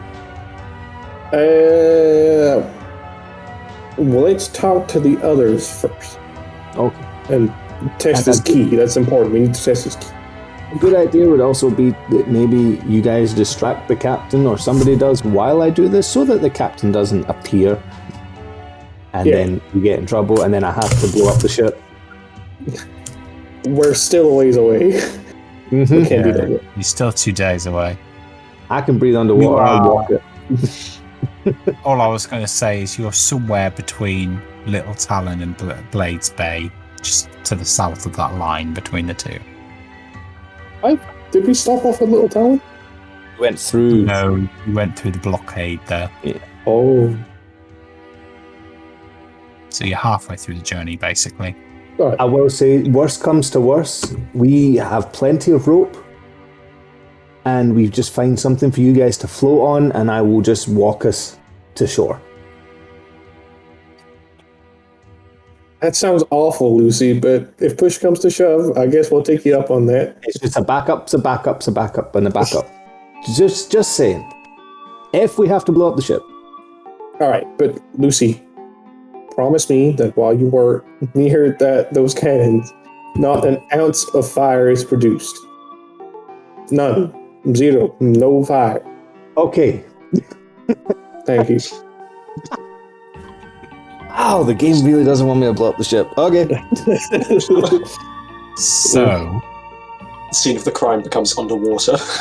you guys make your way back to the scene of the crime. Amanita and Korsk, what are you doing when they get back?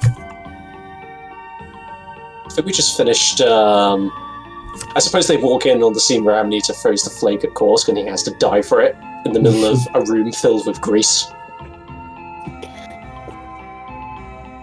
Okay, so you catch it, looking quite pleased with yourself at your acrobatics. Alright, Lucy, didn't see you come in here. What have you done to the room? Why is there grease all over the floor?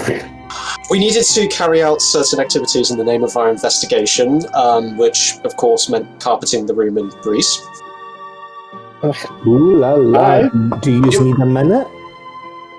No, it was a better idea on paper, let's just leave it at that. But we did find this. It's a fragment of something that was left at the scene. Right. Seems to be magnetic, but we're not sure what it belongs to yet. It's just like a flake or triangular piece of something. But we also established there doesn't seem to be any way in or out of the room save through the door or the porthole. Alright, well, bad news is the person didn't have a key because he had it. So That's the only key then. I can only assume, unless the captain's got a master key, but she's not reported a key missing. Does it look like the key's got any scratches on it from being copied? No, do you want to have a look? Do an investigation check. Why not? I've lost that natural 20 now, so yeah, let's see. That's more like it. As far as you can see, it's quite an old key. Lucy will just like squint at it for a bit and... It's more scratches than it is anything else. Yeah, very, very scratched. And hand it back. Does that tell you anything important, Lucy? It's been used before. Yeah, that's about it. Alright. Thanks, Lucy. Can I try the key in the door, please? You can. Well, you pick up the lock off the floor. Yeah. And you put the key in. It unlocks. It locks. Unlocks. Locks. Definitely the key for this room, so he definitely had it on him. It's the lock's made of metal, isn't it? Like the I imagine the bar on the inside is like made of metal. Yeah, it's like brass. Oh, it's brass. Same as the key. Oh. There goes Cameron's theory of what might the magnetic piece be used for. It might have. Nice. inner workings that aren't brass, but as far as you can see, the outside is brass. The bit that comes across is brass. The key is brass. You can't see inside the lock as such. And as far as you're aware, there aren't any individuals on board with particular magical capabilities.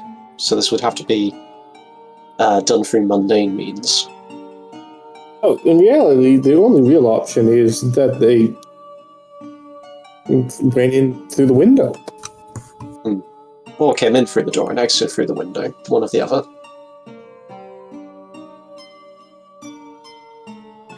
Why would they do that? So they could leave the key in his pocket. So it would be harder to tell, at least, where the source of the attack came from. Are there any It's a good- tracks or markings outside the porthole that look like someone's been climbing? Or... Lucy, if you want to check that out, watch your footing. There's still a lot of grease on the floor.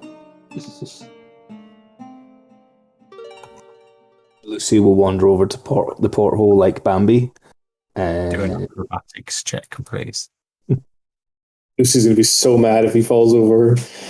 Oh yeah, it is a dex save. Oh! Lucy is very, very nimble. Wow. It is like Bambi on ice, but you manage to stay. Whether it be by luck or skill, Oh, look. the others are reserving judgment. You manage to get onto the bed. Greasy footprints now on the bed. Greasy, bloody That's footprints. And you stick your head out. Could you do an investigation check, please? Oh, I should have saved that roll.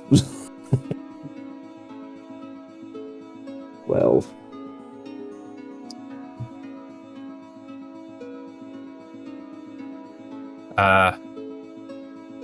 There's flaky paint, which looks like the rest of the ship on the outside.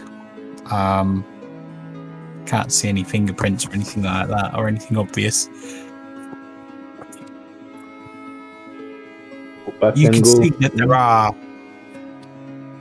like decorative bits on the ship at that point, so there are handholds if somebody's brave or stupid enough to try to climb down. Excuse me. Lucy will take some rope out of his pants, tie it around himself, and throw the rest of it and go, hold this, and just try climbing up and see where he gets to. Okay. Was the intelligence check of whether or not to use the rope by any chance? Very much was. Okay. Could you do an athletics check, please? I think I'm better at athletics. I am. Then there's our slot that can fly. Oh. It is hard work, but you manage to get yourself up and out. And Where does it climb as far as the deck. And then up and over on, so you're now on the main deck. Do I see anything near, like anyone working or offices or doors or anything?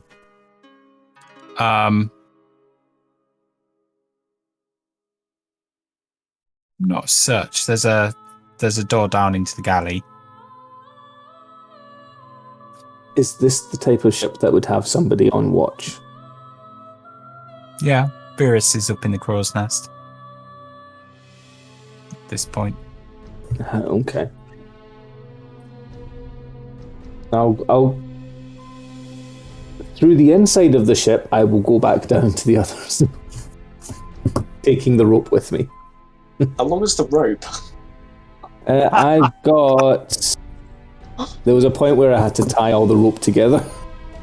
Oh, right. It's just... It was somewhere near, I think it was for that.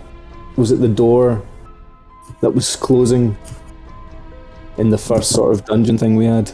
Yeah. So I have Where is it? Sorry, I've got 3 different sets. 1, 2, 3, 5 sets, which comes to 250 feet of rope. So when you say you threw the rope, it was more like you threw the rope that can't across be right. and he No, was flattened by it. No, not 250, sorry. 125 feet of rope. Okay. 150. So you manage to get up, cross, you're heading down, and you're in the corridor. You get to the corridor, but it's quite a long corridor of where the room is. And then you suddenly just find yourself stuck tight. Gorsk, you can let go! What are you doing in... just throws it out the window as much as he can. I so wanted to do a I contested Gorsk is pulled out the window, and Lucy's pulled back to the rest of the ship. I'm taking full advantage of this 19 intelligence roll. There will be no dumb Lucy for a couple of minutes. So, you're then busy pulling this rope all back into the pants. And then I'll speak to them. I got all the way up to the deck. Maybe we should talk to whoever was on watch, see if they saw anything during the night. It's a good idea. Lucy, it might be good to thingy him as well. Thingy them? Which thingy? The nice Charm. thingy or the like? Oh, okay, Yeah. the nice thingy. Okay. Because Because I've got nice thingy, which is the charm, and then the scary thingy, which is just put the fear of God in them. yeah, we don't want to scare her. Okay. Be friends. So, Is it- So we have to find out who was on watch first. so you go and ask the captain, and she tells you it was Viris, who seems to be permanently in the crow's nest, apart from when he's betting on wrestling matches. I think he's up there, but no. So did we ask her about the key already? Not yet, I don't think. You can ask her about the key. She will tell you that there are several copies of each key. Certain crew members have them. Senior crew members. So that'll be the navigator. So that'll be Feloz because of room service. There will be her. There will be Viris, who's the navigator, but he's third in command, and Argon, who is second in command, first mate. So, one idea of why the key had to be left in the room in the first place, assuming it was used, and the door locked, is to perhaps divert suspicion onto one of those 4 individuals, seeing as Feloz and Viris arguably have a beef with Chima. I would say that could be a motivation for why the room had to be set up that way. all right, that's pretty sound. Assuming, of course, it wasn't just one of them. I mean, Occam's razor and all that. Somebody need a shave? Not yet, Lucy. No, not yet. I'll show you the definition later, Lucy. It's in my monster anatomy book.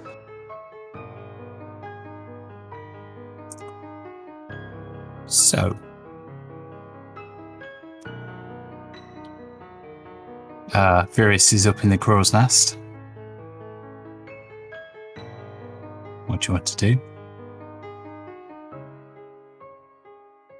I guess we should go talk to him. Who's volunteering to climb the rigging then? I can fly up. That'll make things easier, yeah. but I won't be very good at interrogating. Can you carry me? I can shrink, yeah. Never tried it before, but Wait a minute. Tiny Detective Lucy. Do you know what? I can fly too. I keep forgetting. I must admit, I So- did wonder when you went through the porthole why you rolled an intelligence of 92 and then didn't fly. No, as I like to save my spell slots, I only have 2. But it's fine. I forget that short rest. I get them back, so it's fine. Yeah, I can fly up. Okay. Does anybody want to come with us? Because I can get someone else fly as well. I'm already not looking forward to being on the airship again, Lucy. I'll leave this to you and Amanita. Like, somebody should definitely be smarter than me with the interrogations. Yeah, us. It's isn't it? I mean, meta coming here. Isn't it charisma based though? Well, it could be charisma based. Yeah, there's also questions that you need to ask. Lucy doesn't. But okay, maybe I'll bring him down. We'll see what happens. Just make sure he comes down. Okay. I could shrink him and bring him down. If you can acquire consent, then yeah, but otherwise he might not appreciate that.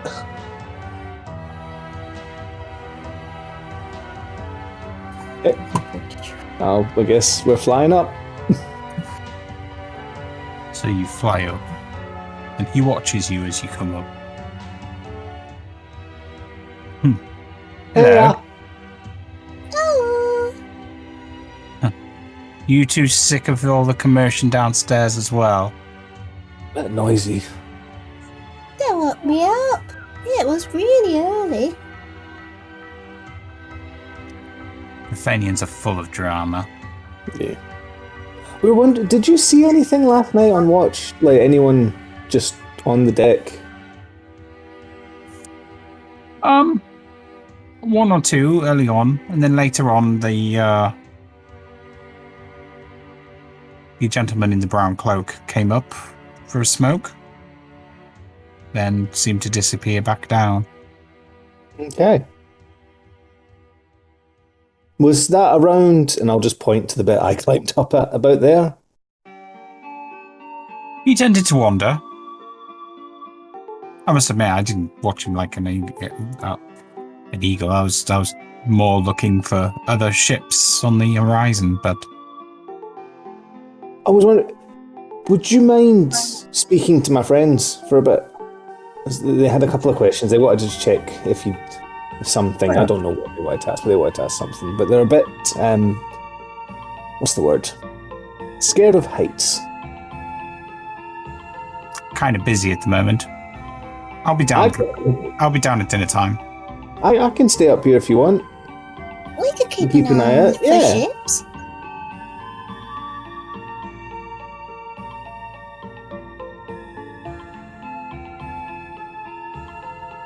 Fine. Give you a chance to stretch your legs and stuff as well. What does he want to talk? What do they want to talk about? I don't know. They're very talkative people, so they like to chat. I know. Okay. And he, quick as a whistle, kind of, without any rope or anything, just nimbly jumps from sail post to sail post. How low down, how high up is the crow's nest?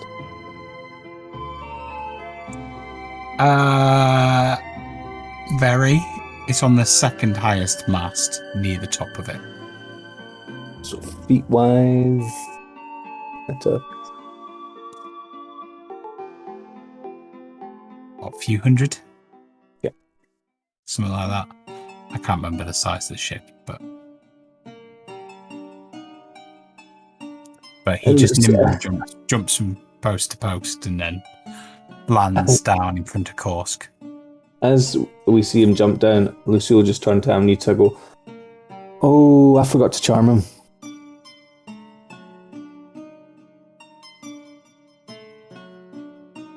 Huh? Whoops. Well, hopefully it goes well. So he lands, barely a speck of dust moves as he lands. I hear you want to talk to me. Yes, impressive display, Navigator. I won't waste any of your time. Can I see your master key, please? What's this about? I will explain that later. In the meantime, I want to see whether you've still got your copy of your key. The captain has been informative about which individuals are able to enter places on the ship. Good, good. Well, getting more onto the point of this conversation, we're trying to figure out what happened to the Drafanian who was killed last night. He got what's coming to him, that's what happened. I'm sure he did, but it makes a bit of a problem if that individual is still a threat to the rest of us on the ship as well. And as you noticed, it created a bit of a stir when his body was found. Some people are clamouring for action, and I'm sure they'll take it if we don't find some way to appease them. Maybe they deserve the same fate as him. I mean, probably, but that's not up to us for this to decide at the minute. At the end of the day, you might be whoever did it might be picking a fight with the Dragonborn army. They are mercenaries that have been hired to do a job at the end of the day. In theory, they are under their protection. They don't do what they do for gold. And he draws his knife from his belt and just takes a cut from his finger. This, as he squeezes the blood out, is what they want. They're just bloodthirsty beasts, hungry for war. I don't suppose... sorry, I'm not sure where that's coming from. I'm sorry. I don't suppose we noticed whether there's like a shaving cut out of the knife that he just drew. Do a perception check. No, it's too bright. Of course, I can't see a damn thing.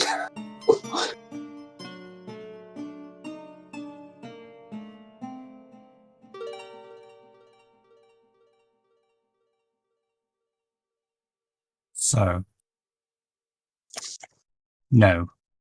Basically, he's too quick with it. He just kind of gets it out, goes, and then puts it back. And then your focus is very much on. It's almost as though he's kind of sticking it right in front of your eyes.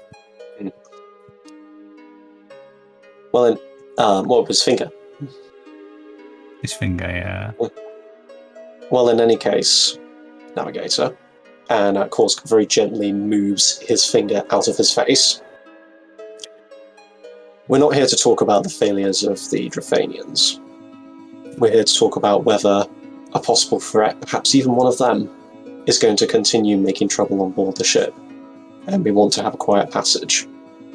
So, we would be much obliged if, since you were on watch last night, if you could give us a rundown of who came on deck and what they were doing.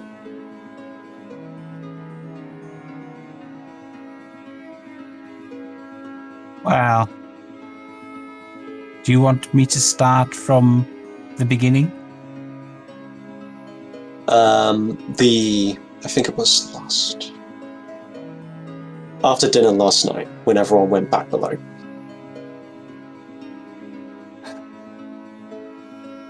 So, the Drafanian lady was busy drowning her sorrows after being rejected by the animal, the slaughtered animal.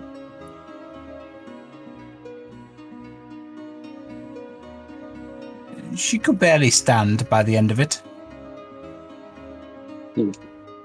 Two of her friends dragged her off. Mm-hmm.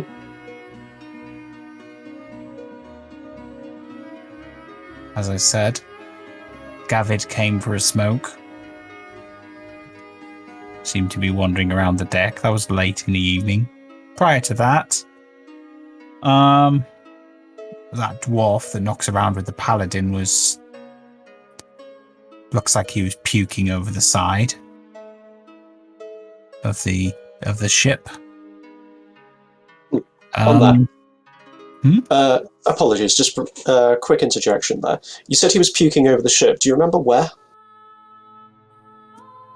Over there, and he points to the opposite side to where Lucy had appeared from.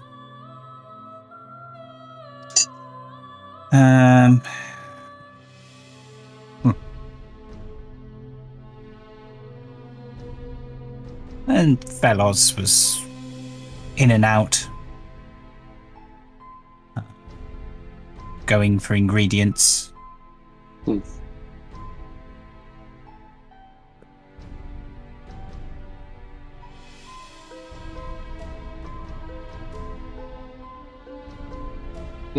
So, other than the dwarf, no one else went near the gun whale? Some of the drow were out there for a while. Ah, the drow.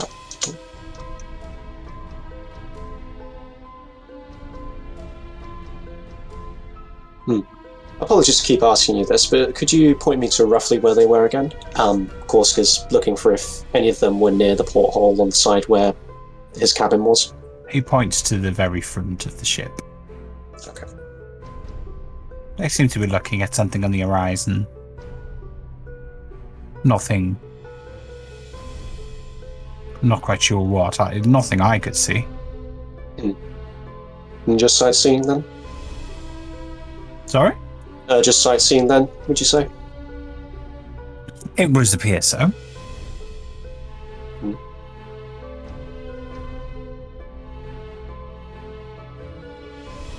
Well, if that's the sum total. Any questions, Varric? Yeah. I mean, obviously you don't like the guy. You're not trying to protect him. Protect whoever did it, are you?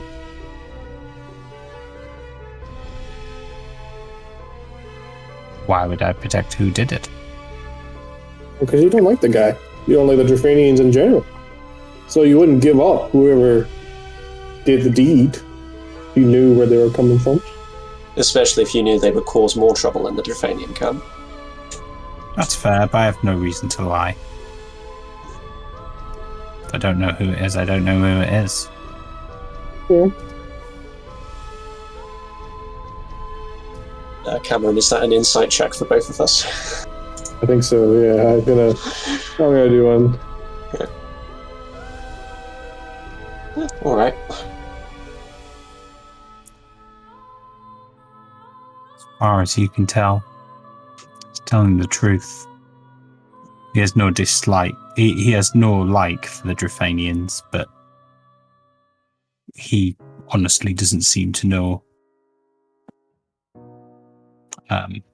anybody that would have, or at least he has seemingly told you the truth about who was on deck. Does that apply to the to what he said about the key as well? Like, he just doesn't know why we would be interested in it? Yeah, very much.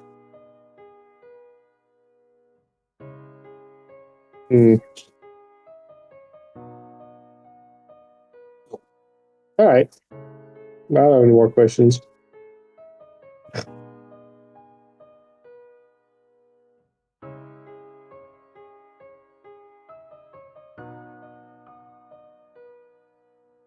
Yeah. That's all for the moment. We'll try and talk to you again if there's anything more, but I don't expect we'll have anything further. Okay. Thank you for your time. And then he just nips up, almost as quick as he came down, into the crow's nest. Anything exciting happen while I was away?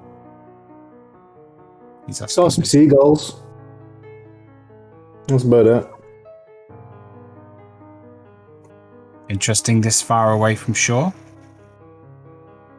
Well, I think they were seagulls. Must be another vessel somewhere nearby. It would be a dragonborn one, right? Probably. If it's got seagulls around it, it's probably hauling something that they want to eat. Now that you say it, I think we saw quite a few vessels. Really? Maybe. Anyway, I better go down. As she flies down.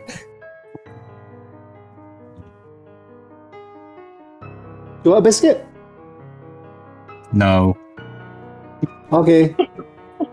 Well, thanks again. And then Lucy will just walk backwards and fall. Is Fly still active? Please tell me Fly is still active. It is. He's just dropping out of the way quickly. But yes, Fly is still active. How fast are you flying? Oh It's no. 60 feet a sec. 60 feet speed. I'm just thinking if you were going, like, literally zooming past Emily, and it was like, what? What the fuck was that? Now I can't stop. Now I can't stop thinking of the scene in Pirates of the Caribbean where he falls through all the bridges. Well, see, it depends. Is my falling speed faster than my flying speed? But yeah. How did you know? Then I shall land safely.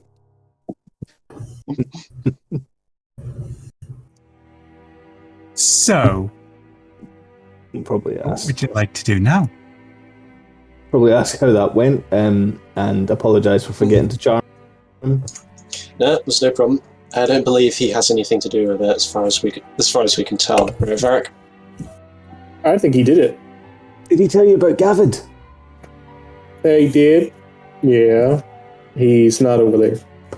He was before, though. He was at one point. Okay. Slow down, Varric. How do you come to the conclusion it was him? No, it's alright. I suspect it's him or is it Barden the dwarf? Bardus. Bardus the dwarf. Still on Gavid. I don't know, Lucy. I don't. Okay, well, the sum total of his testimony was that there were several people on deck that night, but none of them were doing anything that, to his mind, was suspicious. What? Several people, including, what was it, the Shield Maiden, Feloz, and the friend of the Paladin, the other dwarf on board.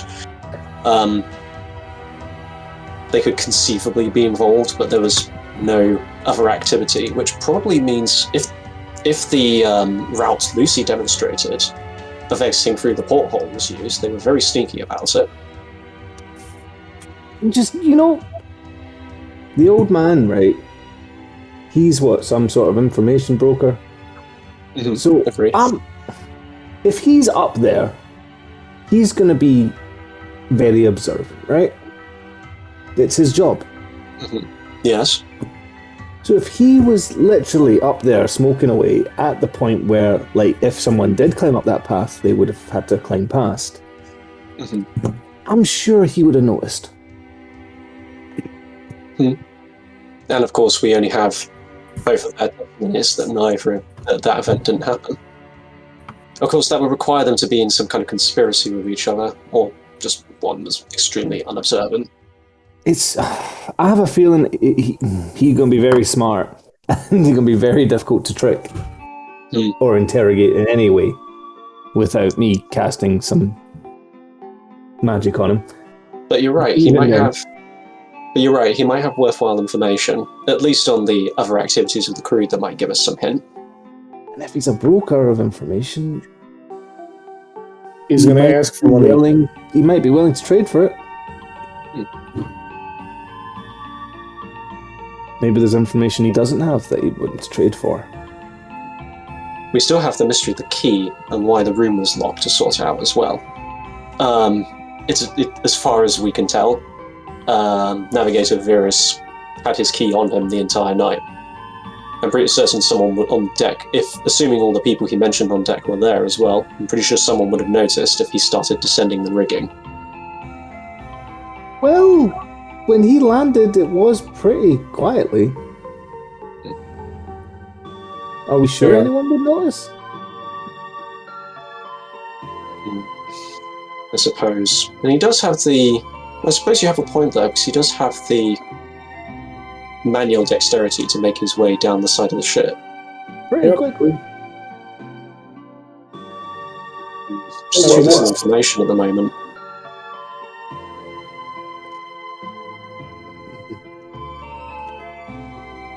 I think we need more information. As one of my favourite characters in the Catan Times likes to say, we need the clay before we can make the bricks. So let's go talk to Gavid. Okay. So you see Gavid is sat at the end of the ship, smoking away, almost by the ship's wheel, looking over the rest of the ship in contemplation.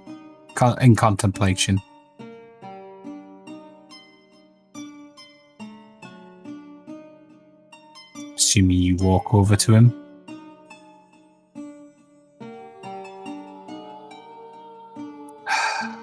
Evening. Or afternoon.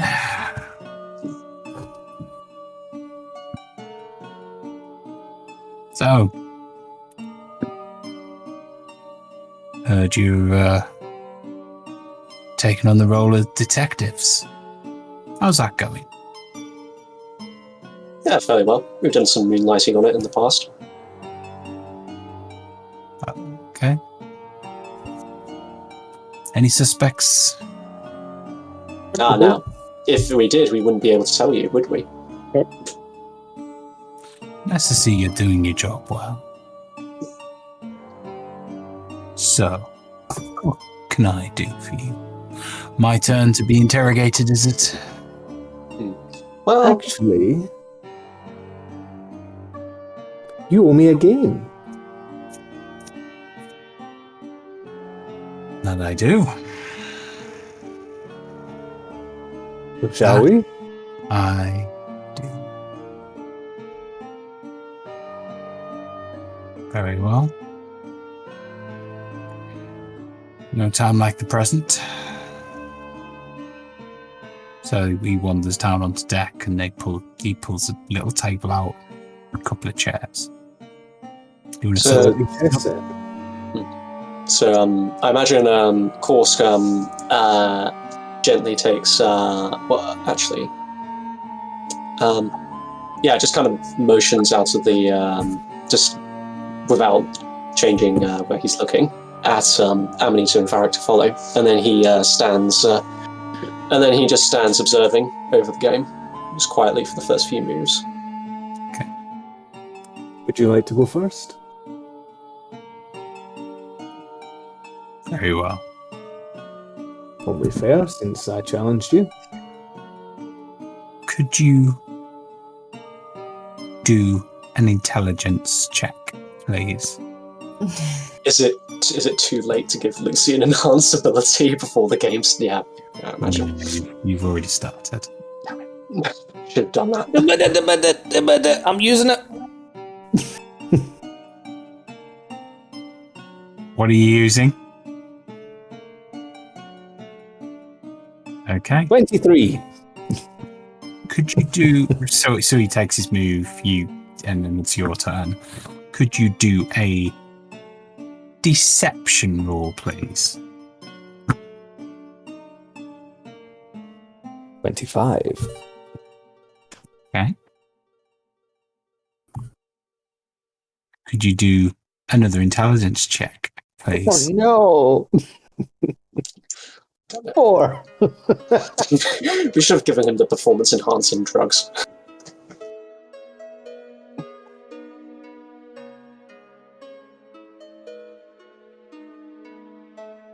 So, we hear you were out here last night. While the game's going ahead.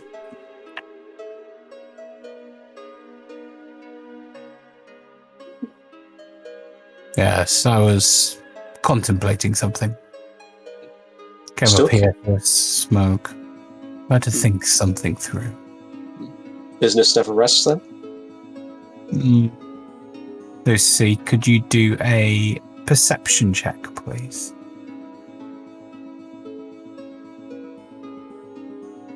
Mm-hmm.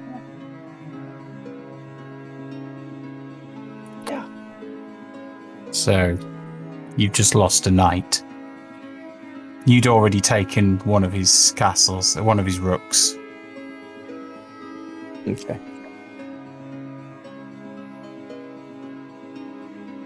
I suppose a man being in your particular line of work would hear all kinds of rumours about the activities of the other passengers.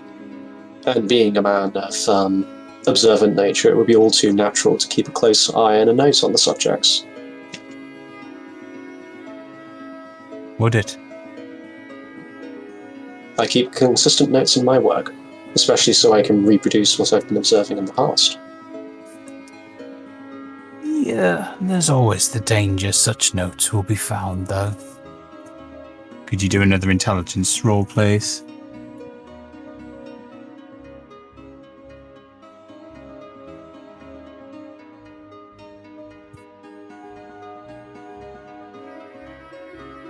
Could you do a perception roll, please?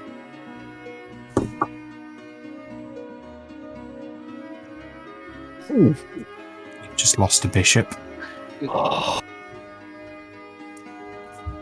Indeed, that is a problem. Since it is impossible to note everything down in the field, though, you must spend a massive amount of time committing, a massive amount of effort committing to memory. It's an extraordinary gift, being able to do that. Indeed. I may take the odd note now and again just to process my thinking. Destroy them afterwards, of course, but there's always the chance that someone will be watching. Someone will read them. Do you always destroy them? Eventually. Great way to keep secrets, I guess. Could you do another intelligence roll, please? Could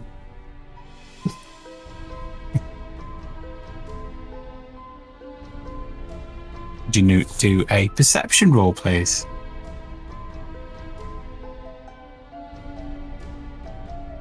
Team.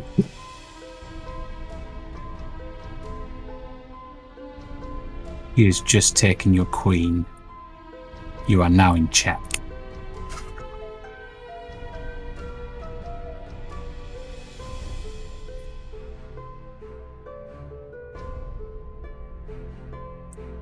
Could you do another intelligence roll, please? 13. Okay. Could you do a deception roll, please?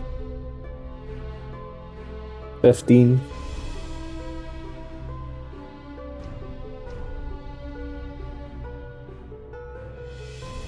You manage to get yourself out of check. You then try and maneuver yourself to try and take his queen by setting a trap.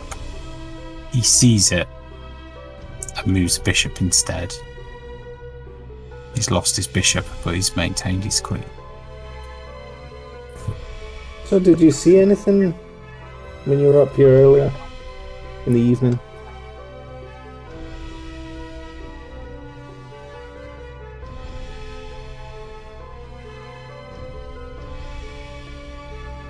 Other than the dwarf puking. The navigator mentioned something interesting while we were talking to him. He said the drow were all clustered at the front of the ship as if they were looking out for something. It's interesting indeed.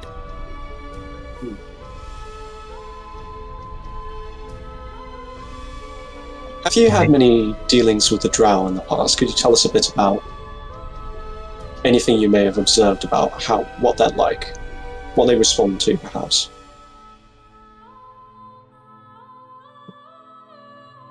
Well, it's the history of the drow and And the High Elves is interesting. You see, the High Elf Queen was married to a drow. They had a daughter.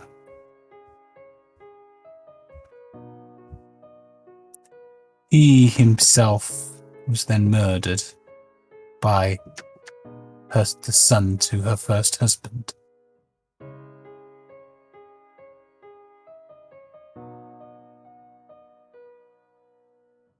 Damien Havenbrand.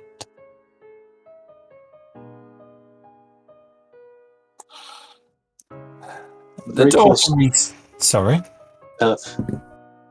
So they place a lot of stock by the politics of lineage then.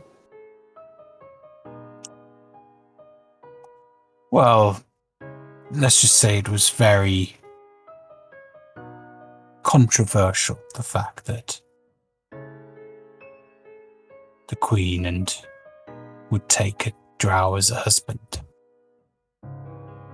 The drow finally seen it as the end of years of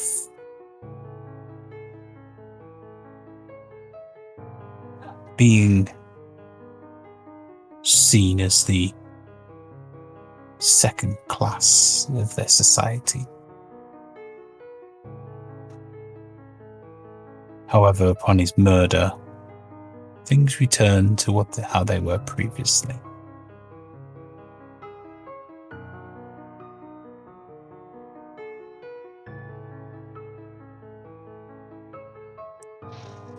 Edith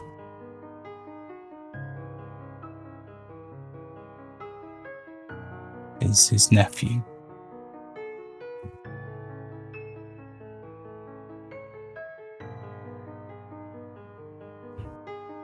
He and a few others have chosen to leave the realms. The lands eternal.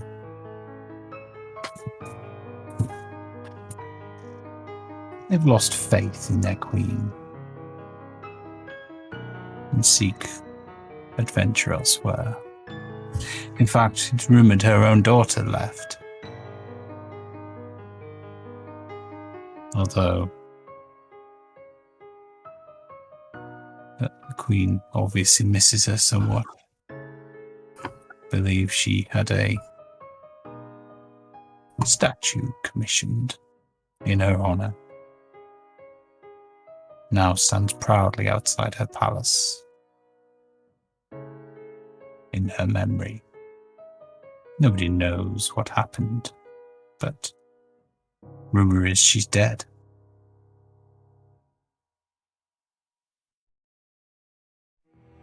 Commissioned by artists in Catan City.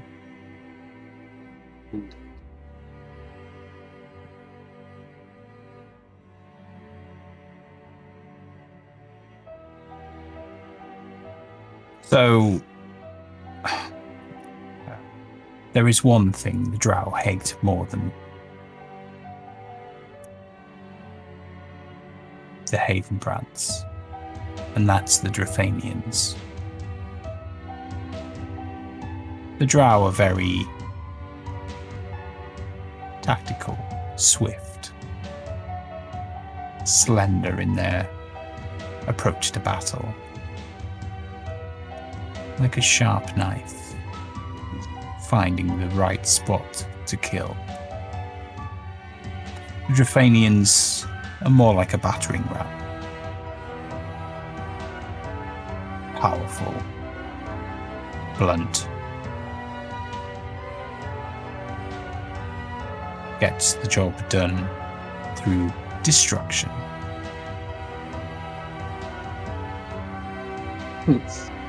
A knife is applied to the right point. Is that a suggestion? I don't know what you mean.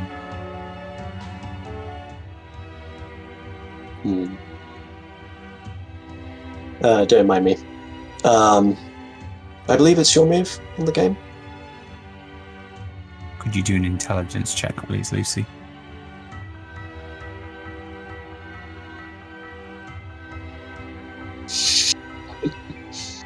Could you do a deception check? It's time for Lucy's comeback. Oh.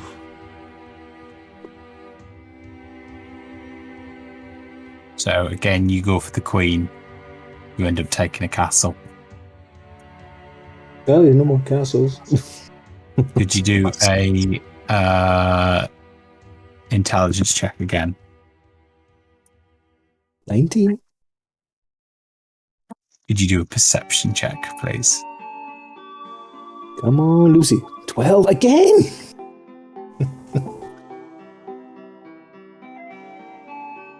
I believe that's checkmate. Bad luck, Lucy. Yeah. Well, you win some, you lose some. Good game. You almost had me there. You were 2 moves away. You chose to do something else. Unlucky. Yeah. Happens. Oh well, maybe next time. Indeed. So,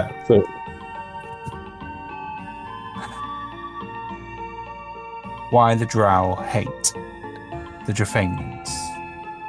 Well, as second-class citizens, the Drow form the bulk of the front line in the war between Drafania and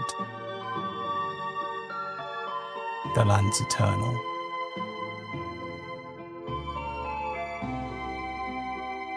The war was long and bloody. The Drow took many casualties, as did the Drafanians. But of course, the Drow don't remember that bit. They only remember their own losses. And the fierceness, the unrelenting ruthlessness of the Drafanians.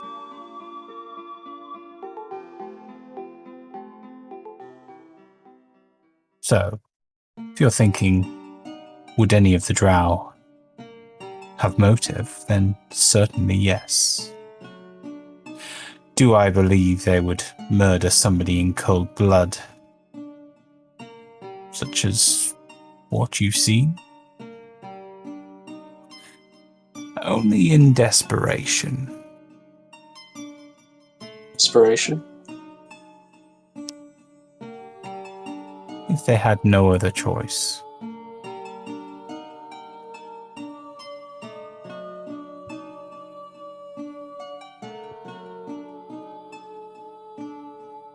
His pipe up and begins lighting it again. Blows a circle.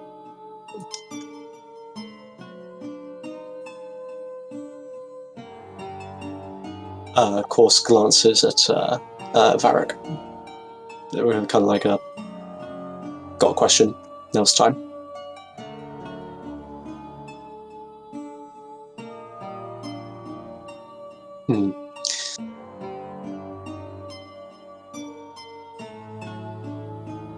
You came up for during your smoke. Apologies, I didn't think to ask this earlier. During your smoke, we were told that Feloz was coming and going about on the deck. Did you notice anything particular about where he was moving around? She. My apologies. And it's hard to discern the half walk. So,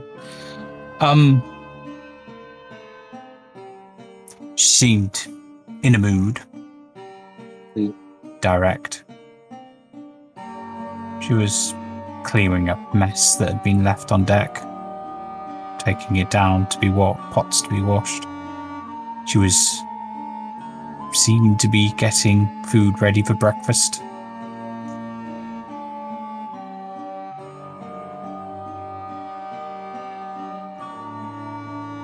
But I chose to stay out of her way. It seemed to be the wisest thing. Agreed.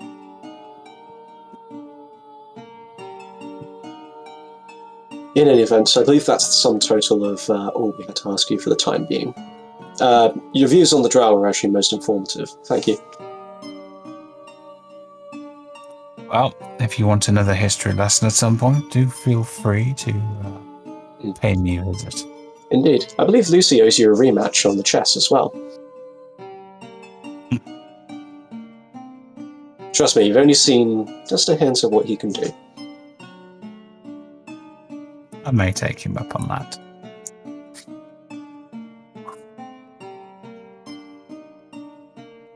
Should you find the time.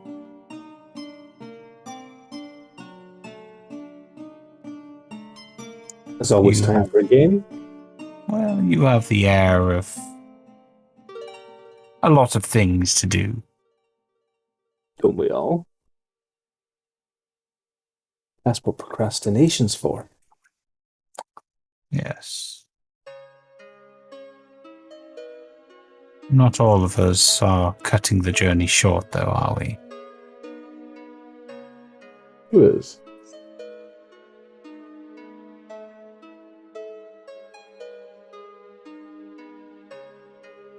And he just takes another drag out of his pipe.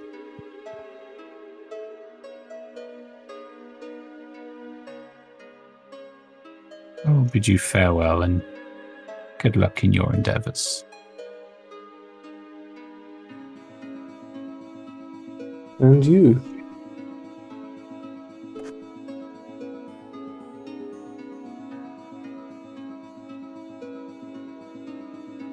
And he wanders back up to his position by the ship's wheel. Check, I believe. How does he know we're not staying the whole journey? We haven't told anyone. Perhaps he listened in. Perhaps he was, he's been informed by Varric's friends in Dragon's Claw. I don't think so. Perhaps he even has access to mind reading. Would be an invaluable asset as an information broker. No. I don't believe we detected any particular uses of magic yet, so it might be best to curtail the imagination and focus on the task at hand. Hearing that he might have mind powers, Lucy immediately looks at him and fills his head with images of him in a bikini. Just to see Well, his Lucy in a bikini, or No. him in a Gavin. bikini. Gavid in a bikini, just to see his reaction. You just see him take another drag on his on his pipe and blow smoke in the air. It's like a ring, and it's getting bigger and bigger as it goes out. And as the ring widens out, he sees you looking at him, and he just kind of gives you a bit of a.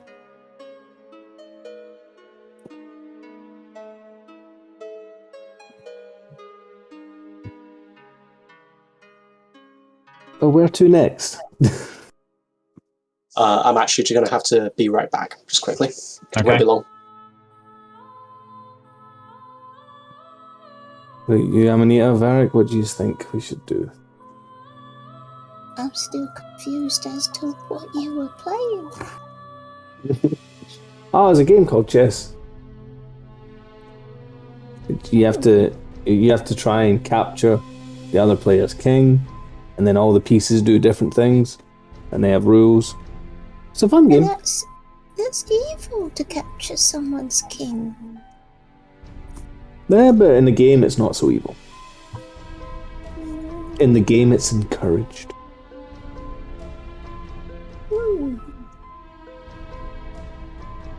I don't know. Well, do we have any suspects at the moment? Or a pool of suspects that has shrunk? Any of the drow, I guess. I still think Crow's Nest Boy is a viable suspect. Oh, we didn't ask Gavid if he saw him come down. Well, I still remember. I don't think Course mentioned, we found, a finger in a box. It's the dead guy's one. Oh, which finger? It stank.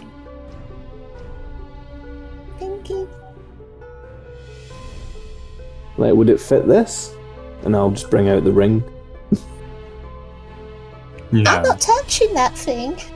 that's from one of the. That's probably from the middle finger of one of his hands. It's quite. Didn't they? Wasn't there a group that had the thing about cutting off their own fingers? That was them. Yes. That was them. But whose finger got cut off by the chef? So there was two of them. So two of the Drafanians and one of the Drow each lost fingers for slagging off the chef's food. Aside from that, all the Drafanians have one finger missing.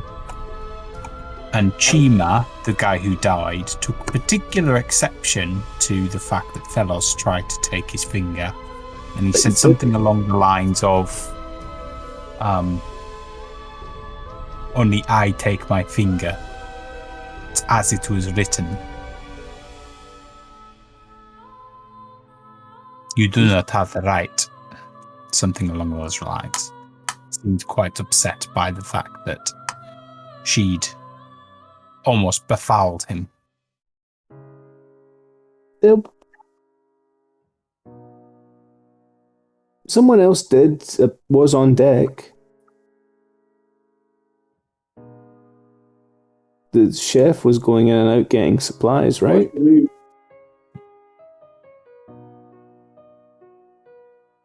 Maybe we should go speak to her. Sure.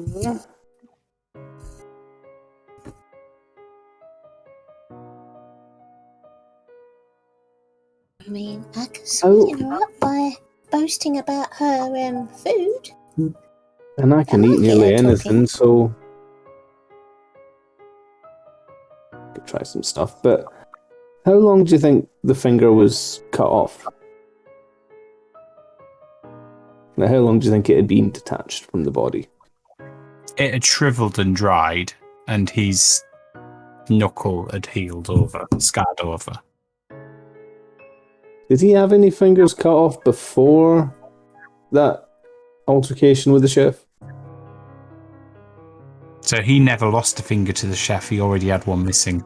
So for it to get shriveled up and stuff, that takes a while. Usually, doesn't it? Yeah, probably. So how did they get it like that in such a short space of time? He never lost. It was like that when he got there. He's been carrying it around with him. Oh, sorry, that's what I meant. Like, was any of his fingers already missing? Yeah. Right. Okay. Every one of the Drafanians has a little finger gone. Okay. Some of them now have two fingers gone. Maybe we should talk to the chef. See if she noticed anything, or... Yeah, maybe, but I don't think she's a big suspect or a player really in what's gone on. I don't think they liked each other, but I don't see the chef getting in through a window. Just Kate. Mm, Room service. Maybe. give it a go, maybe, just in case. Yeah, no harm in looking, I guess.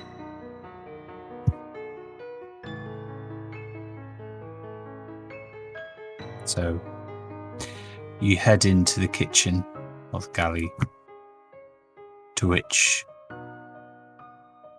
you see her peeling potatoes. Sees you come in. What do you want? We're just wondering if we could ask a couple questions.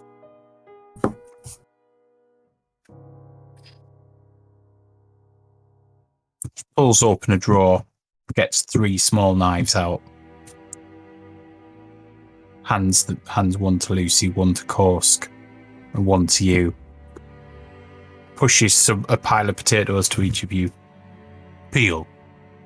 And then Amanita goes,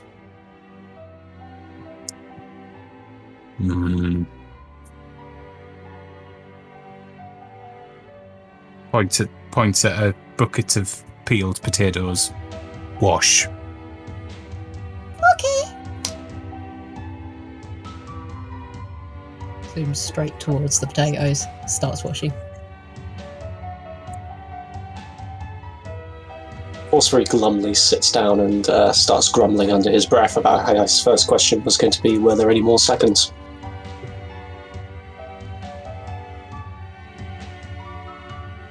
What questions? I'm sure you've heard about situations going on.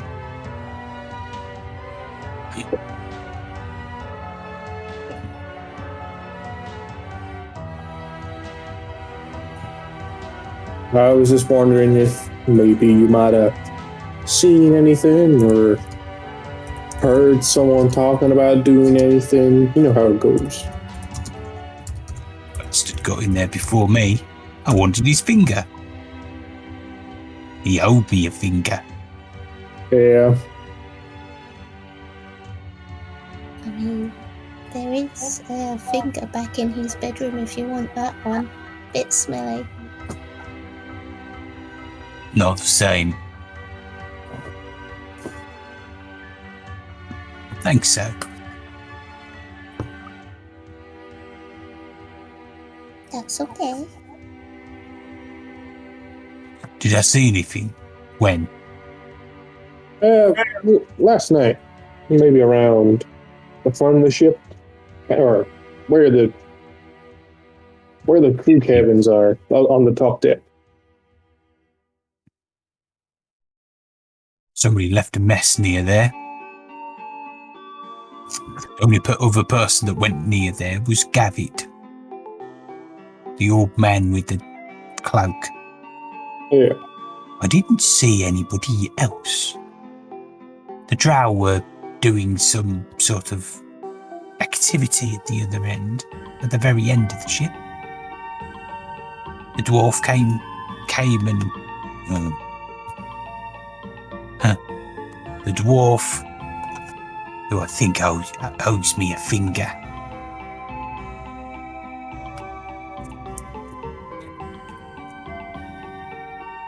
Oh, what was the mess that was left behind? Of course, just looks up quickly. Broken tankards, ale. They've been fighting. Wasting the ale they have been doing. Had to be mopped up. Broken me tankards. Passengers just have no sense of culture these days. Felo's not like that.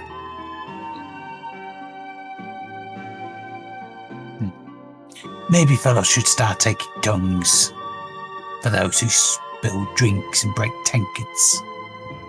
Maybe. Someone can do it.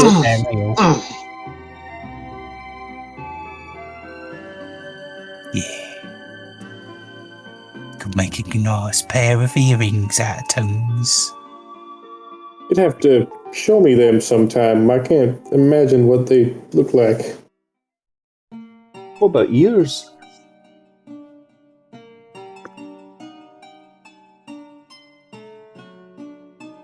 Ears. The ears would work too. Gavit hasn't done anything wrong yet, Lucy. We can't tell them if they've done anything wrong if they lose their ears. Maybe just one ear? Maybe. Have to shout twice as loud though. Anyway. So the dwarf came for a puke. Owes me a finger. Fairly sure he was muttering under his breath about my fish pie. How dare he? I quite enjoyed your fish pie. Did you?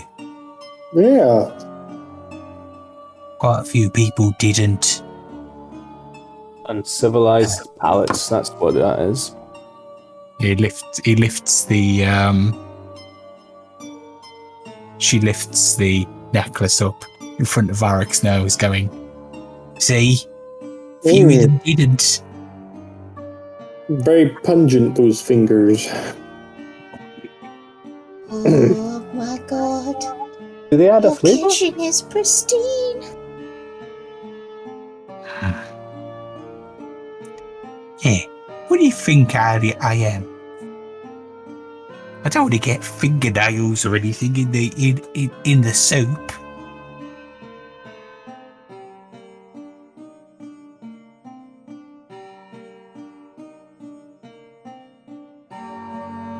I'm trying to think of some other questions for you.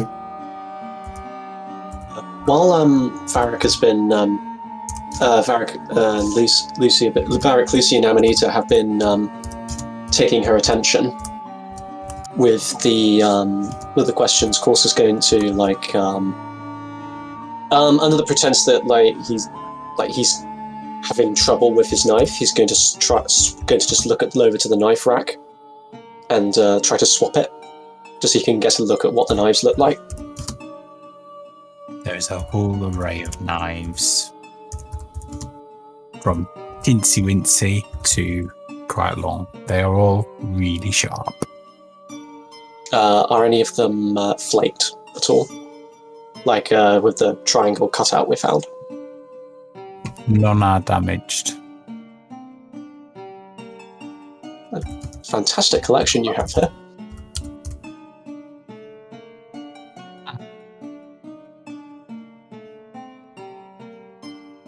We'll keep them sharp, though.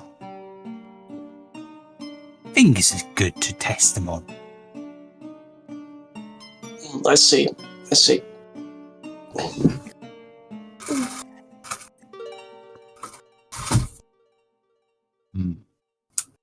How's your potatoes? They're coming. I think course maybe about halfway through his already. With that dex save. Watch what you're doing with the peelings. I don't want them all over the floor. Yes, of course. There's a sack over there. Yeah, I'll just get rid of these. Now, what other questions have you got for Feloz?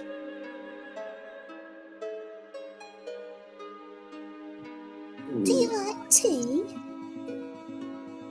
Do I like tea? Yeah.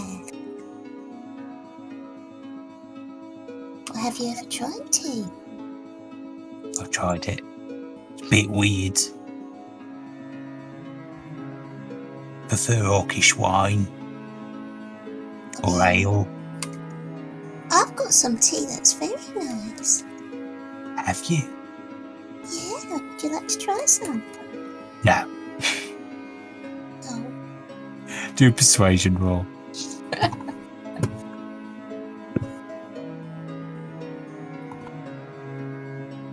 Oh, please. No. Don't like tea. I must say, you do keep your kitchen very clean. I love how you organise everything. So everything's all neatly. Oh, even not even a twitch out place. I pride myself on my cleanliness. Oh, I've I even do got a too. certificate. Look, and it's there's a hygiene certificate in the. Where do I get one? You gotta go to chef school. Oh, but I'm not very good chef. Very good at cleaning though. Maybe there's a cleaning school. Maybe. I had to do an exam and everything. Of course, it was a practical exam, and I think they were a little bit scared of me. But I left them with all their fingers, even after they criticised a bit I'd missed. Ah. Did you have to go knife school as well to learn how to use all your knives? Nah, got that from the tribe, you see. Oh.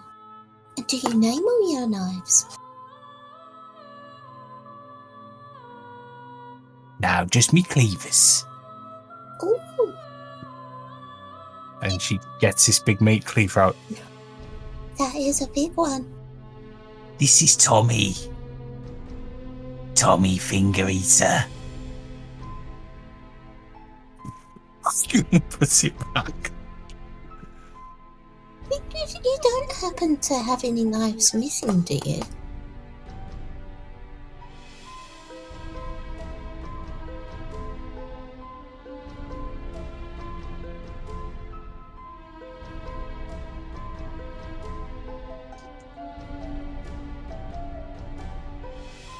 Who's after 3?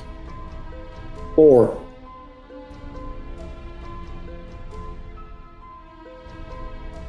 Five. More to the... Well, I don't Well- know. are they all in their places in the rack? There's a couple in the washing up. And you've got some. And very fine they are. They were in the drawer though, weren't they? There's none missing, is there? That No. look like they're missing. I don't think so. Okay. I think that would be a hand. Somebody stole my knife. That's, They owe me a hand. Chop it off at the wrist.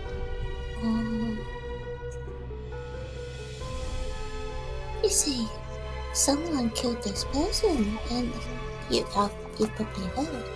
And they used a knife to cut his throat. Just making sure they didn't use your knife. Better not have. I wanted his fingers. Didn't get his fingers. Oh, that wouldn't be good if you didn't get their fingers. How would it? Although, to be fair, if I got a hand at the end of it, it'd probably worth it. I hope they haven't stolen your knives. Sorry, Jess.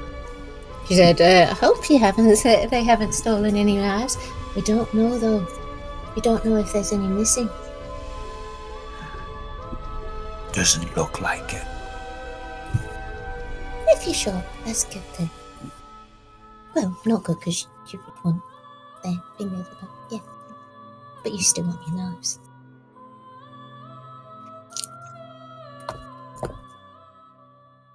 You finished washing those potatoes? Oh, I finished ages ago. Can you wash these ones that he's done? She points across. Don't want them turning brown, you see. Yes, agreed. That wouldn't be good. Wouldn't be tasty either. So, have you got any more questions for her? You didn't. No, you already said you didn't kill him because you wanted his fingers. So, no, I don't think so. Oh, do you still have your key?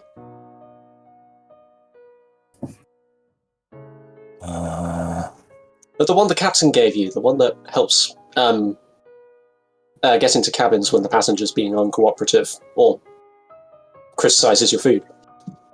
The room service key. Yeah, that one. Yeah, that one. good. Ain't much call for it, really. Got it here. Some.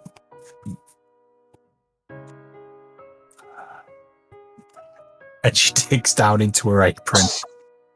Ugh. Pulls this leather strap off with, like, from round her neck with this. Yep, still got it. Good. To Amnesia, that rather removes the possibility of someone stealing it.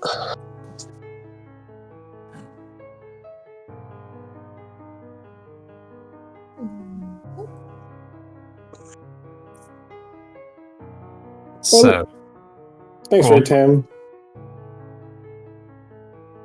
No worries. Thanks for the help with the spuds. Now. I like doing mash. Get some aggression out. It's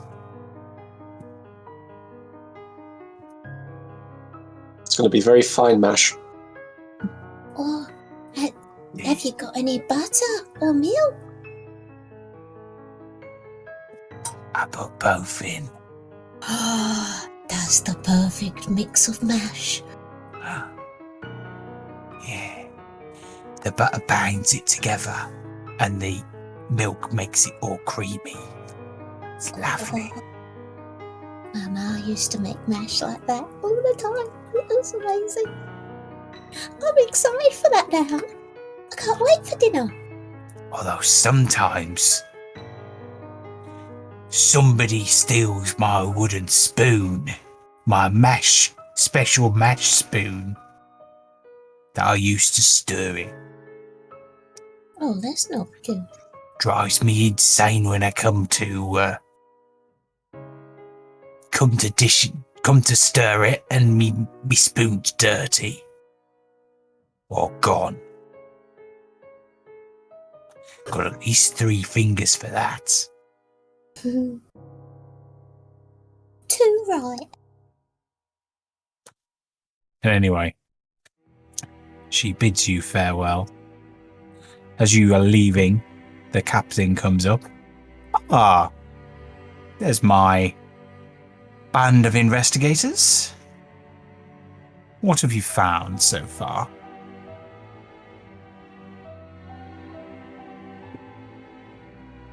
So, found a murder weapon yet? Nope, not yet. Still unaccounted for. It's a very general-looking wound, though, so it could have been caused by even like a basic carving knife that people carry around with them. Carving knife, work knife. Oh, okay, very well. What about motive? Any particular suspects with a strong motive? Have you managed to rule anybody out? I mean, the guy was generally disliked by everyone apart from the Drefadians, so it's kind of hard to say nobody had reason to kill him. Okay. Anybody you suspect at this stage? I think it's too early for firm suspicion, if I'm honest. Seeing as we've got leads to pursue from our information. However, seeing as we don't know, we haven't established the method yet, it would be unwise to point the finger at anyone, I feel. Well, I have a couple ideas, but I'm not there to, I would say, personal ideas, and that's so nothing the groups come to decision about. What about point of entry? How do you think they got in?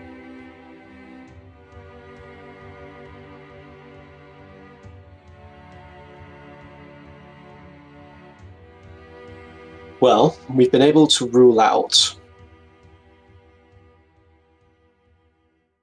2 people so far who could have used a key, I feel. 3 if we include yourself, Captain. We haven't spoken to Argon yet, but I imagine you're able to vouch for his character. And the fact that him and his henchmen were on guard duty together all evening. In which case, unless the key was borrowed out, it's not possible that a key was used to access his room, seeing as the one the one he owned was found on his person. So that leaves what? Options? Either the porthole, I'm still not completely convinced on that, or they had a means to bypass the door. Interesting. And did you find anything of note in the room? Corsk will glance quickly at Varro to see whether he should let on that just yet. A fragment of a piece of metal, still unidentified. The only... Oh, of course. It has some unusual magnetic properties, very responsive.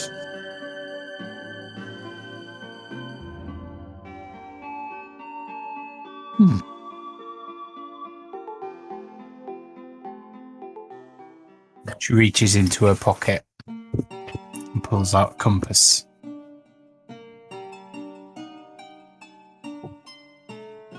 Looks like the point of a compass needle. And hands it back. That would explain the magnetism. And other than yourself, who would have access to navigational equipment? I didn't think many of the crew were trained. Well, it shouldn't just be the Other than crew. I mean, we have a navigator, Varys, of course. of course. And, well, I guess the passengers, there could be a few people in there. People with an interest in navigation or the workings of such devices. Or perhaps somebody who, not necessarily naval navigation, but also cartographer or something like that, perhaps. Can I ask you something frankly, Captain? Do you believe that Varys could have done this? Would he have left his post in order to carry out an act of vengeance? Certainly the reason why he spends so much time in the crow's nest is to avoid the Drafanians. You never had problems with any member of the crew in the past? No.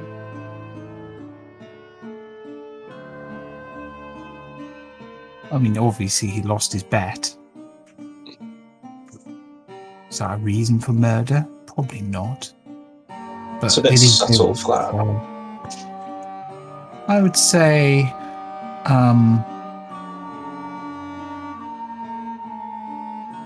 well,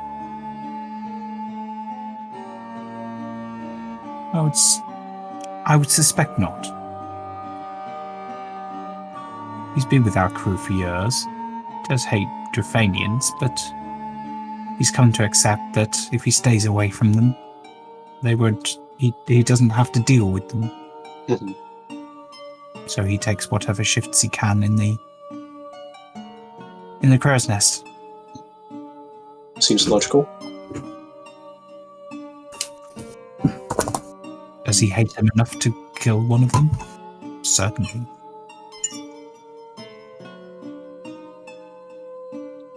All I would say is, find the broken compass, you'll find your murderer.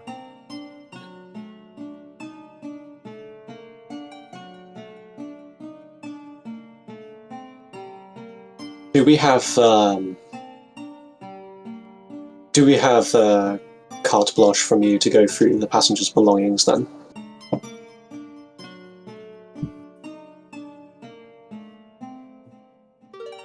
Thank you.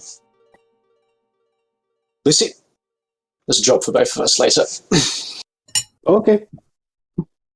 I've got an idea. She'll huddle, so she's whispering to you guys.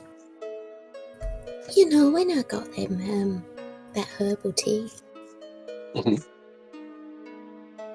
What if I put it in the the beer? Whoever drinks it. To do what? Send them all to sleep? Well, I don't know what it does yet. This is the first time she's going to be using it. There was 4 types, wasn't there? If you Yes, want, there was. It won't be the excited, it won't be the alert, it'll be the relax one. Alright, so that's suggestible then, is that? Well, no, I think there was relaxed and suggestible, wasn't it? Yeah. Gentle soporific. Lucy has something that might help with that. If you want to use it. Be worth giving it a go. There was a shop we passed in one of the towns, and I bought some mushrooms of chilling. Oh yeah, those things. Dude! I wish. Yeah. I can't remember where I put them though. In any case, both. Sorry, Jess. The only problem is we've got to try and sneak it in before Well, it gets put out. Yeah, 8 doses of mushrooms of chilling effectively gives disadvantage on reactions and perception, but makes them placid and unable to attack. and preferably without Feloz noticing. I mean, I could try and convince her to put it in all the food. If you could convince her, that would be the better approach, yes. I'll give you the tea. You can deal with the tea then. So what, you put the tea in the ale and the wine, and you put in the mead and the wine, I should say, and you looking to put the mushrooms in the mash, effectively, or something. All the food, preferably. All food. Alright, that... Assuming this goes according to plan with Feloz, that should give us an opportunity to thoroughly search everyone's belongings. At least for one night. Just be careful that we don't eat the food or drink the wine. Well, I'm more concerned about Feloz taking mine or your finger. I mean, we could pretend. Because we want to make it obvious. So, it is 6:30. How are people fixed for time? Fine. Yeah. I'll have to shoot away. Go get some bits and pieces organized in the house before tomorrow. So Cool. So, should we leave it at the point where Amanita is going to go away and talk Feloz into putting some mushrooms in the stew or whatever it is she's cooking, and Lucy's going to go and put some tea in the ale. Was it Lucy or Korsk? Of course, either. It would be good if Lucy comes with me. Okay. Just so you can charm her. Cool. I'm just thinking, if I get my rolls of, like, if I roll a nat 1 first. Cool. Magic. So we'll leave it there. We travel and roll, our intentions are good.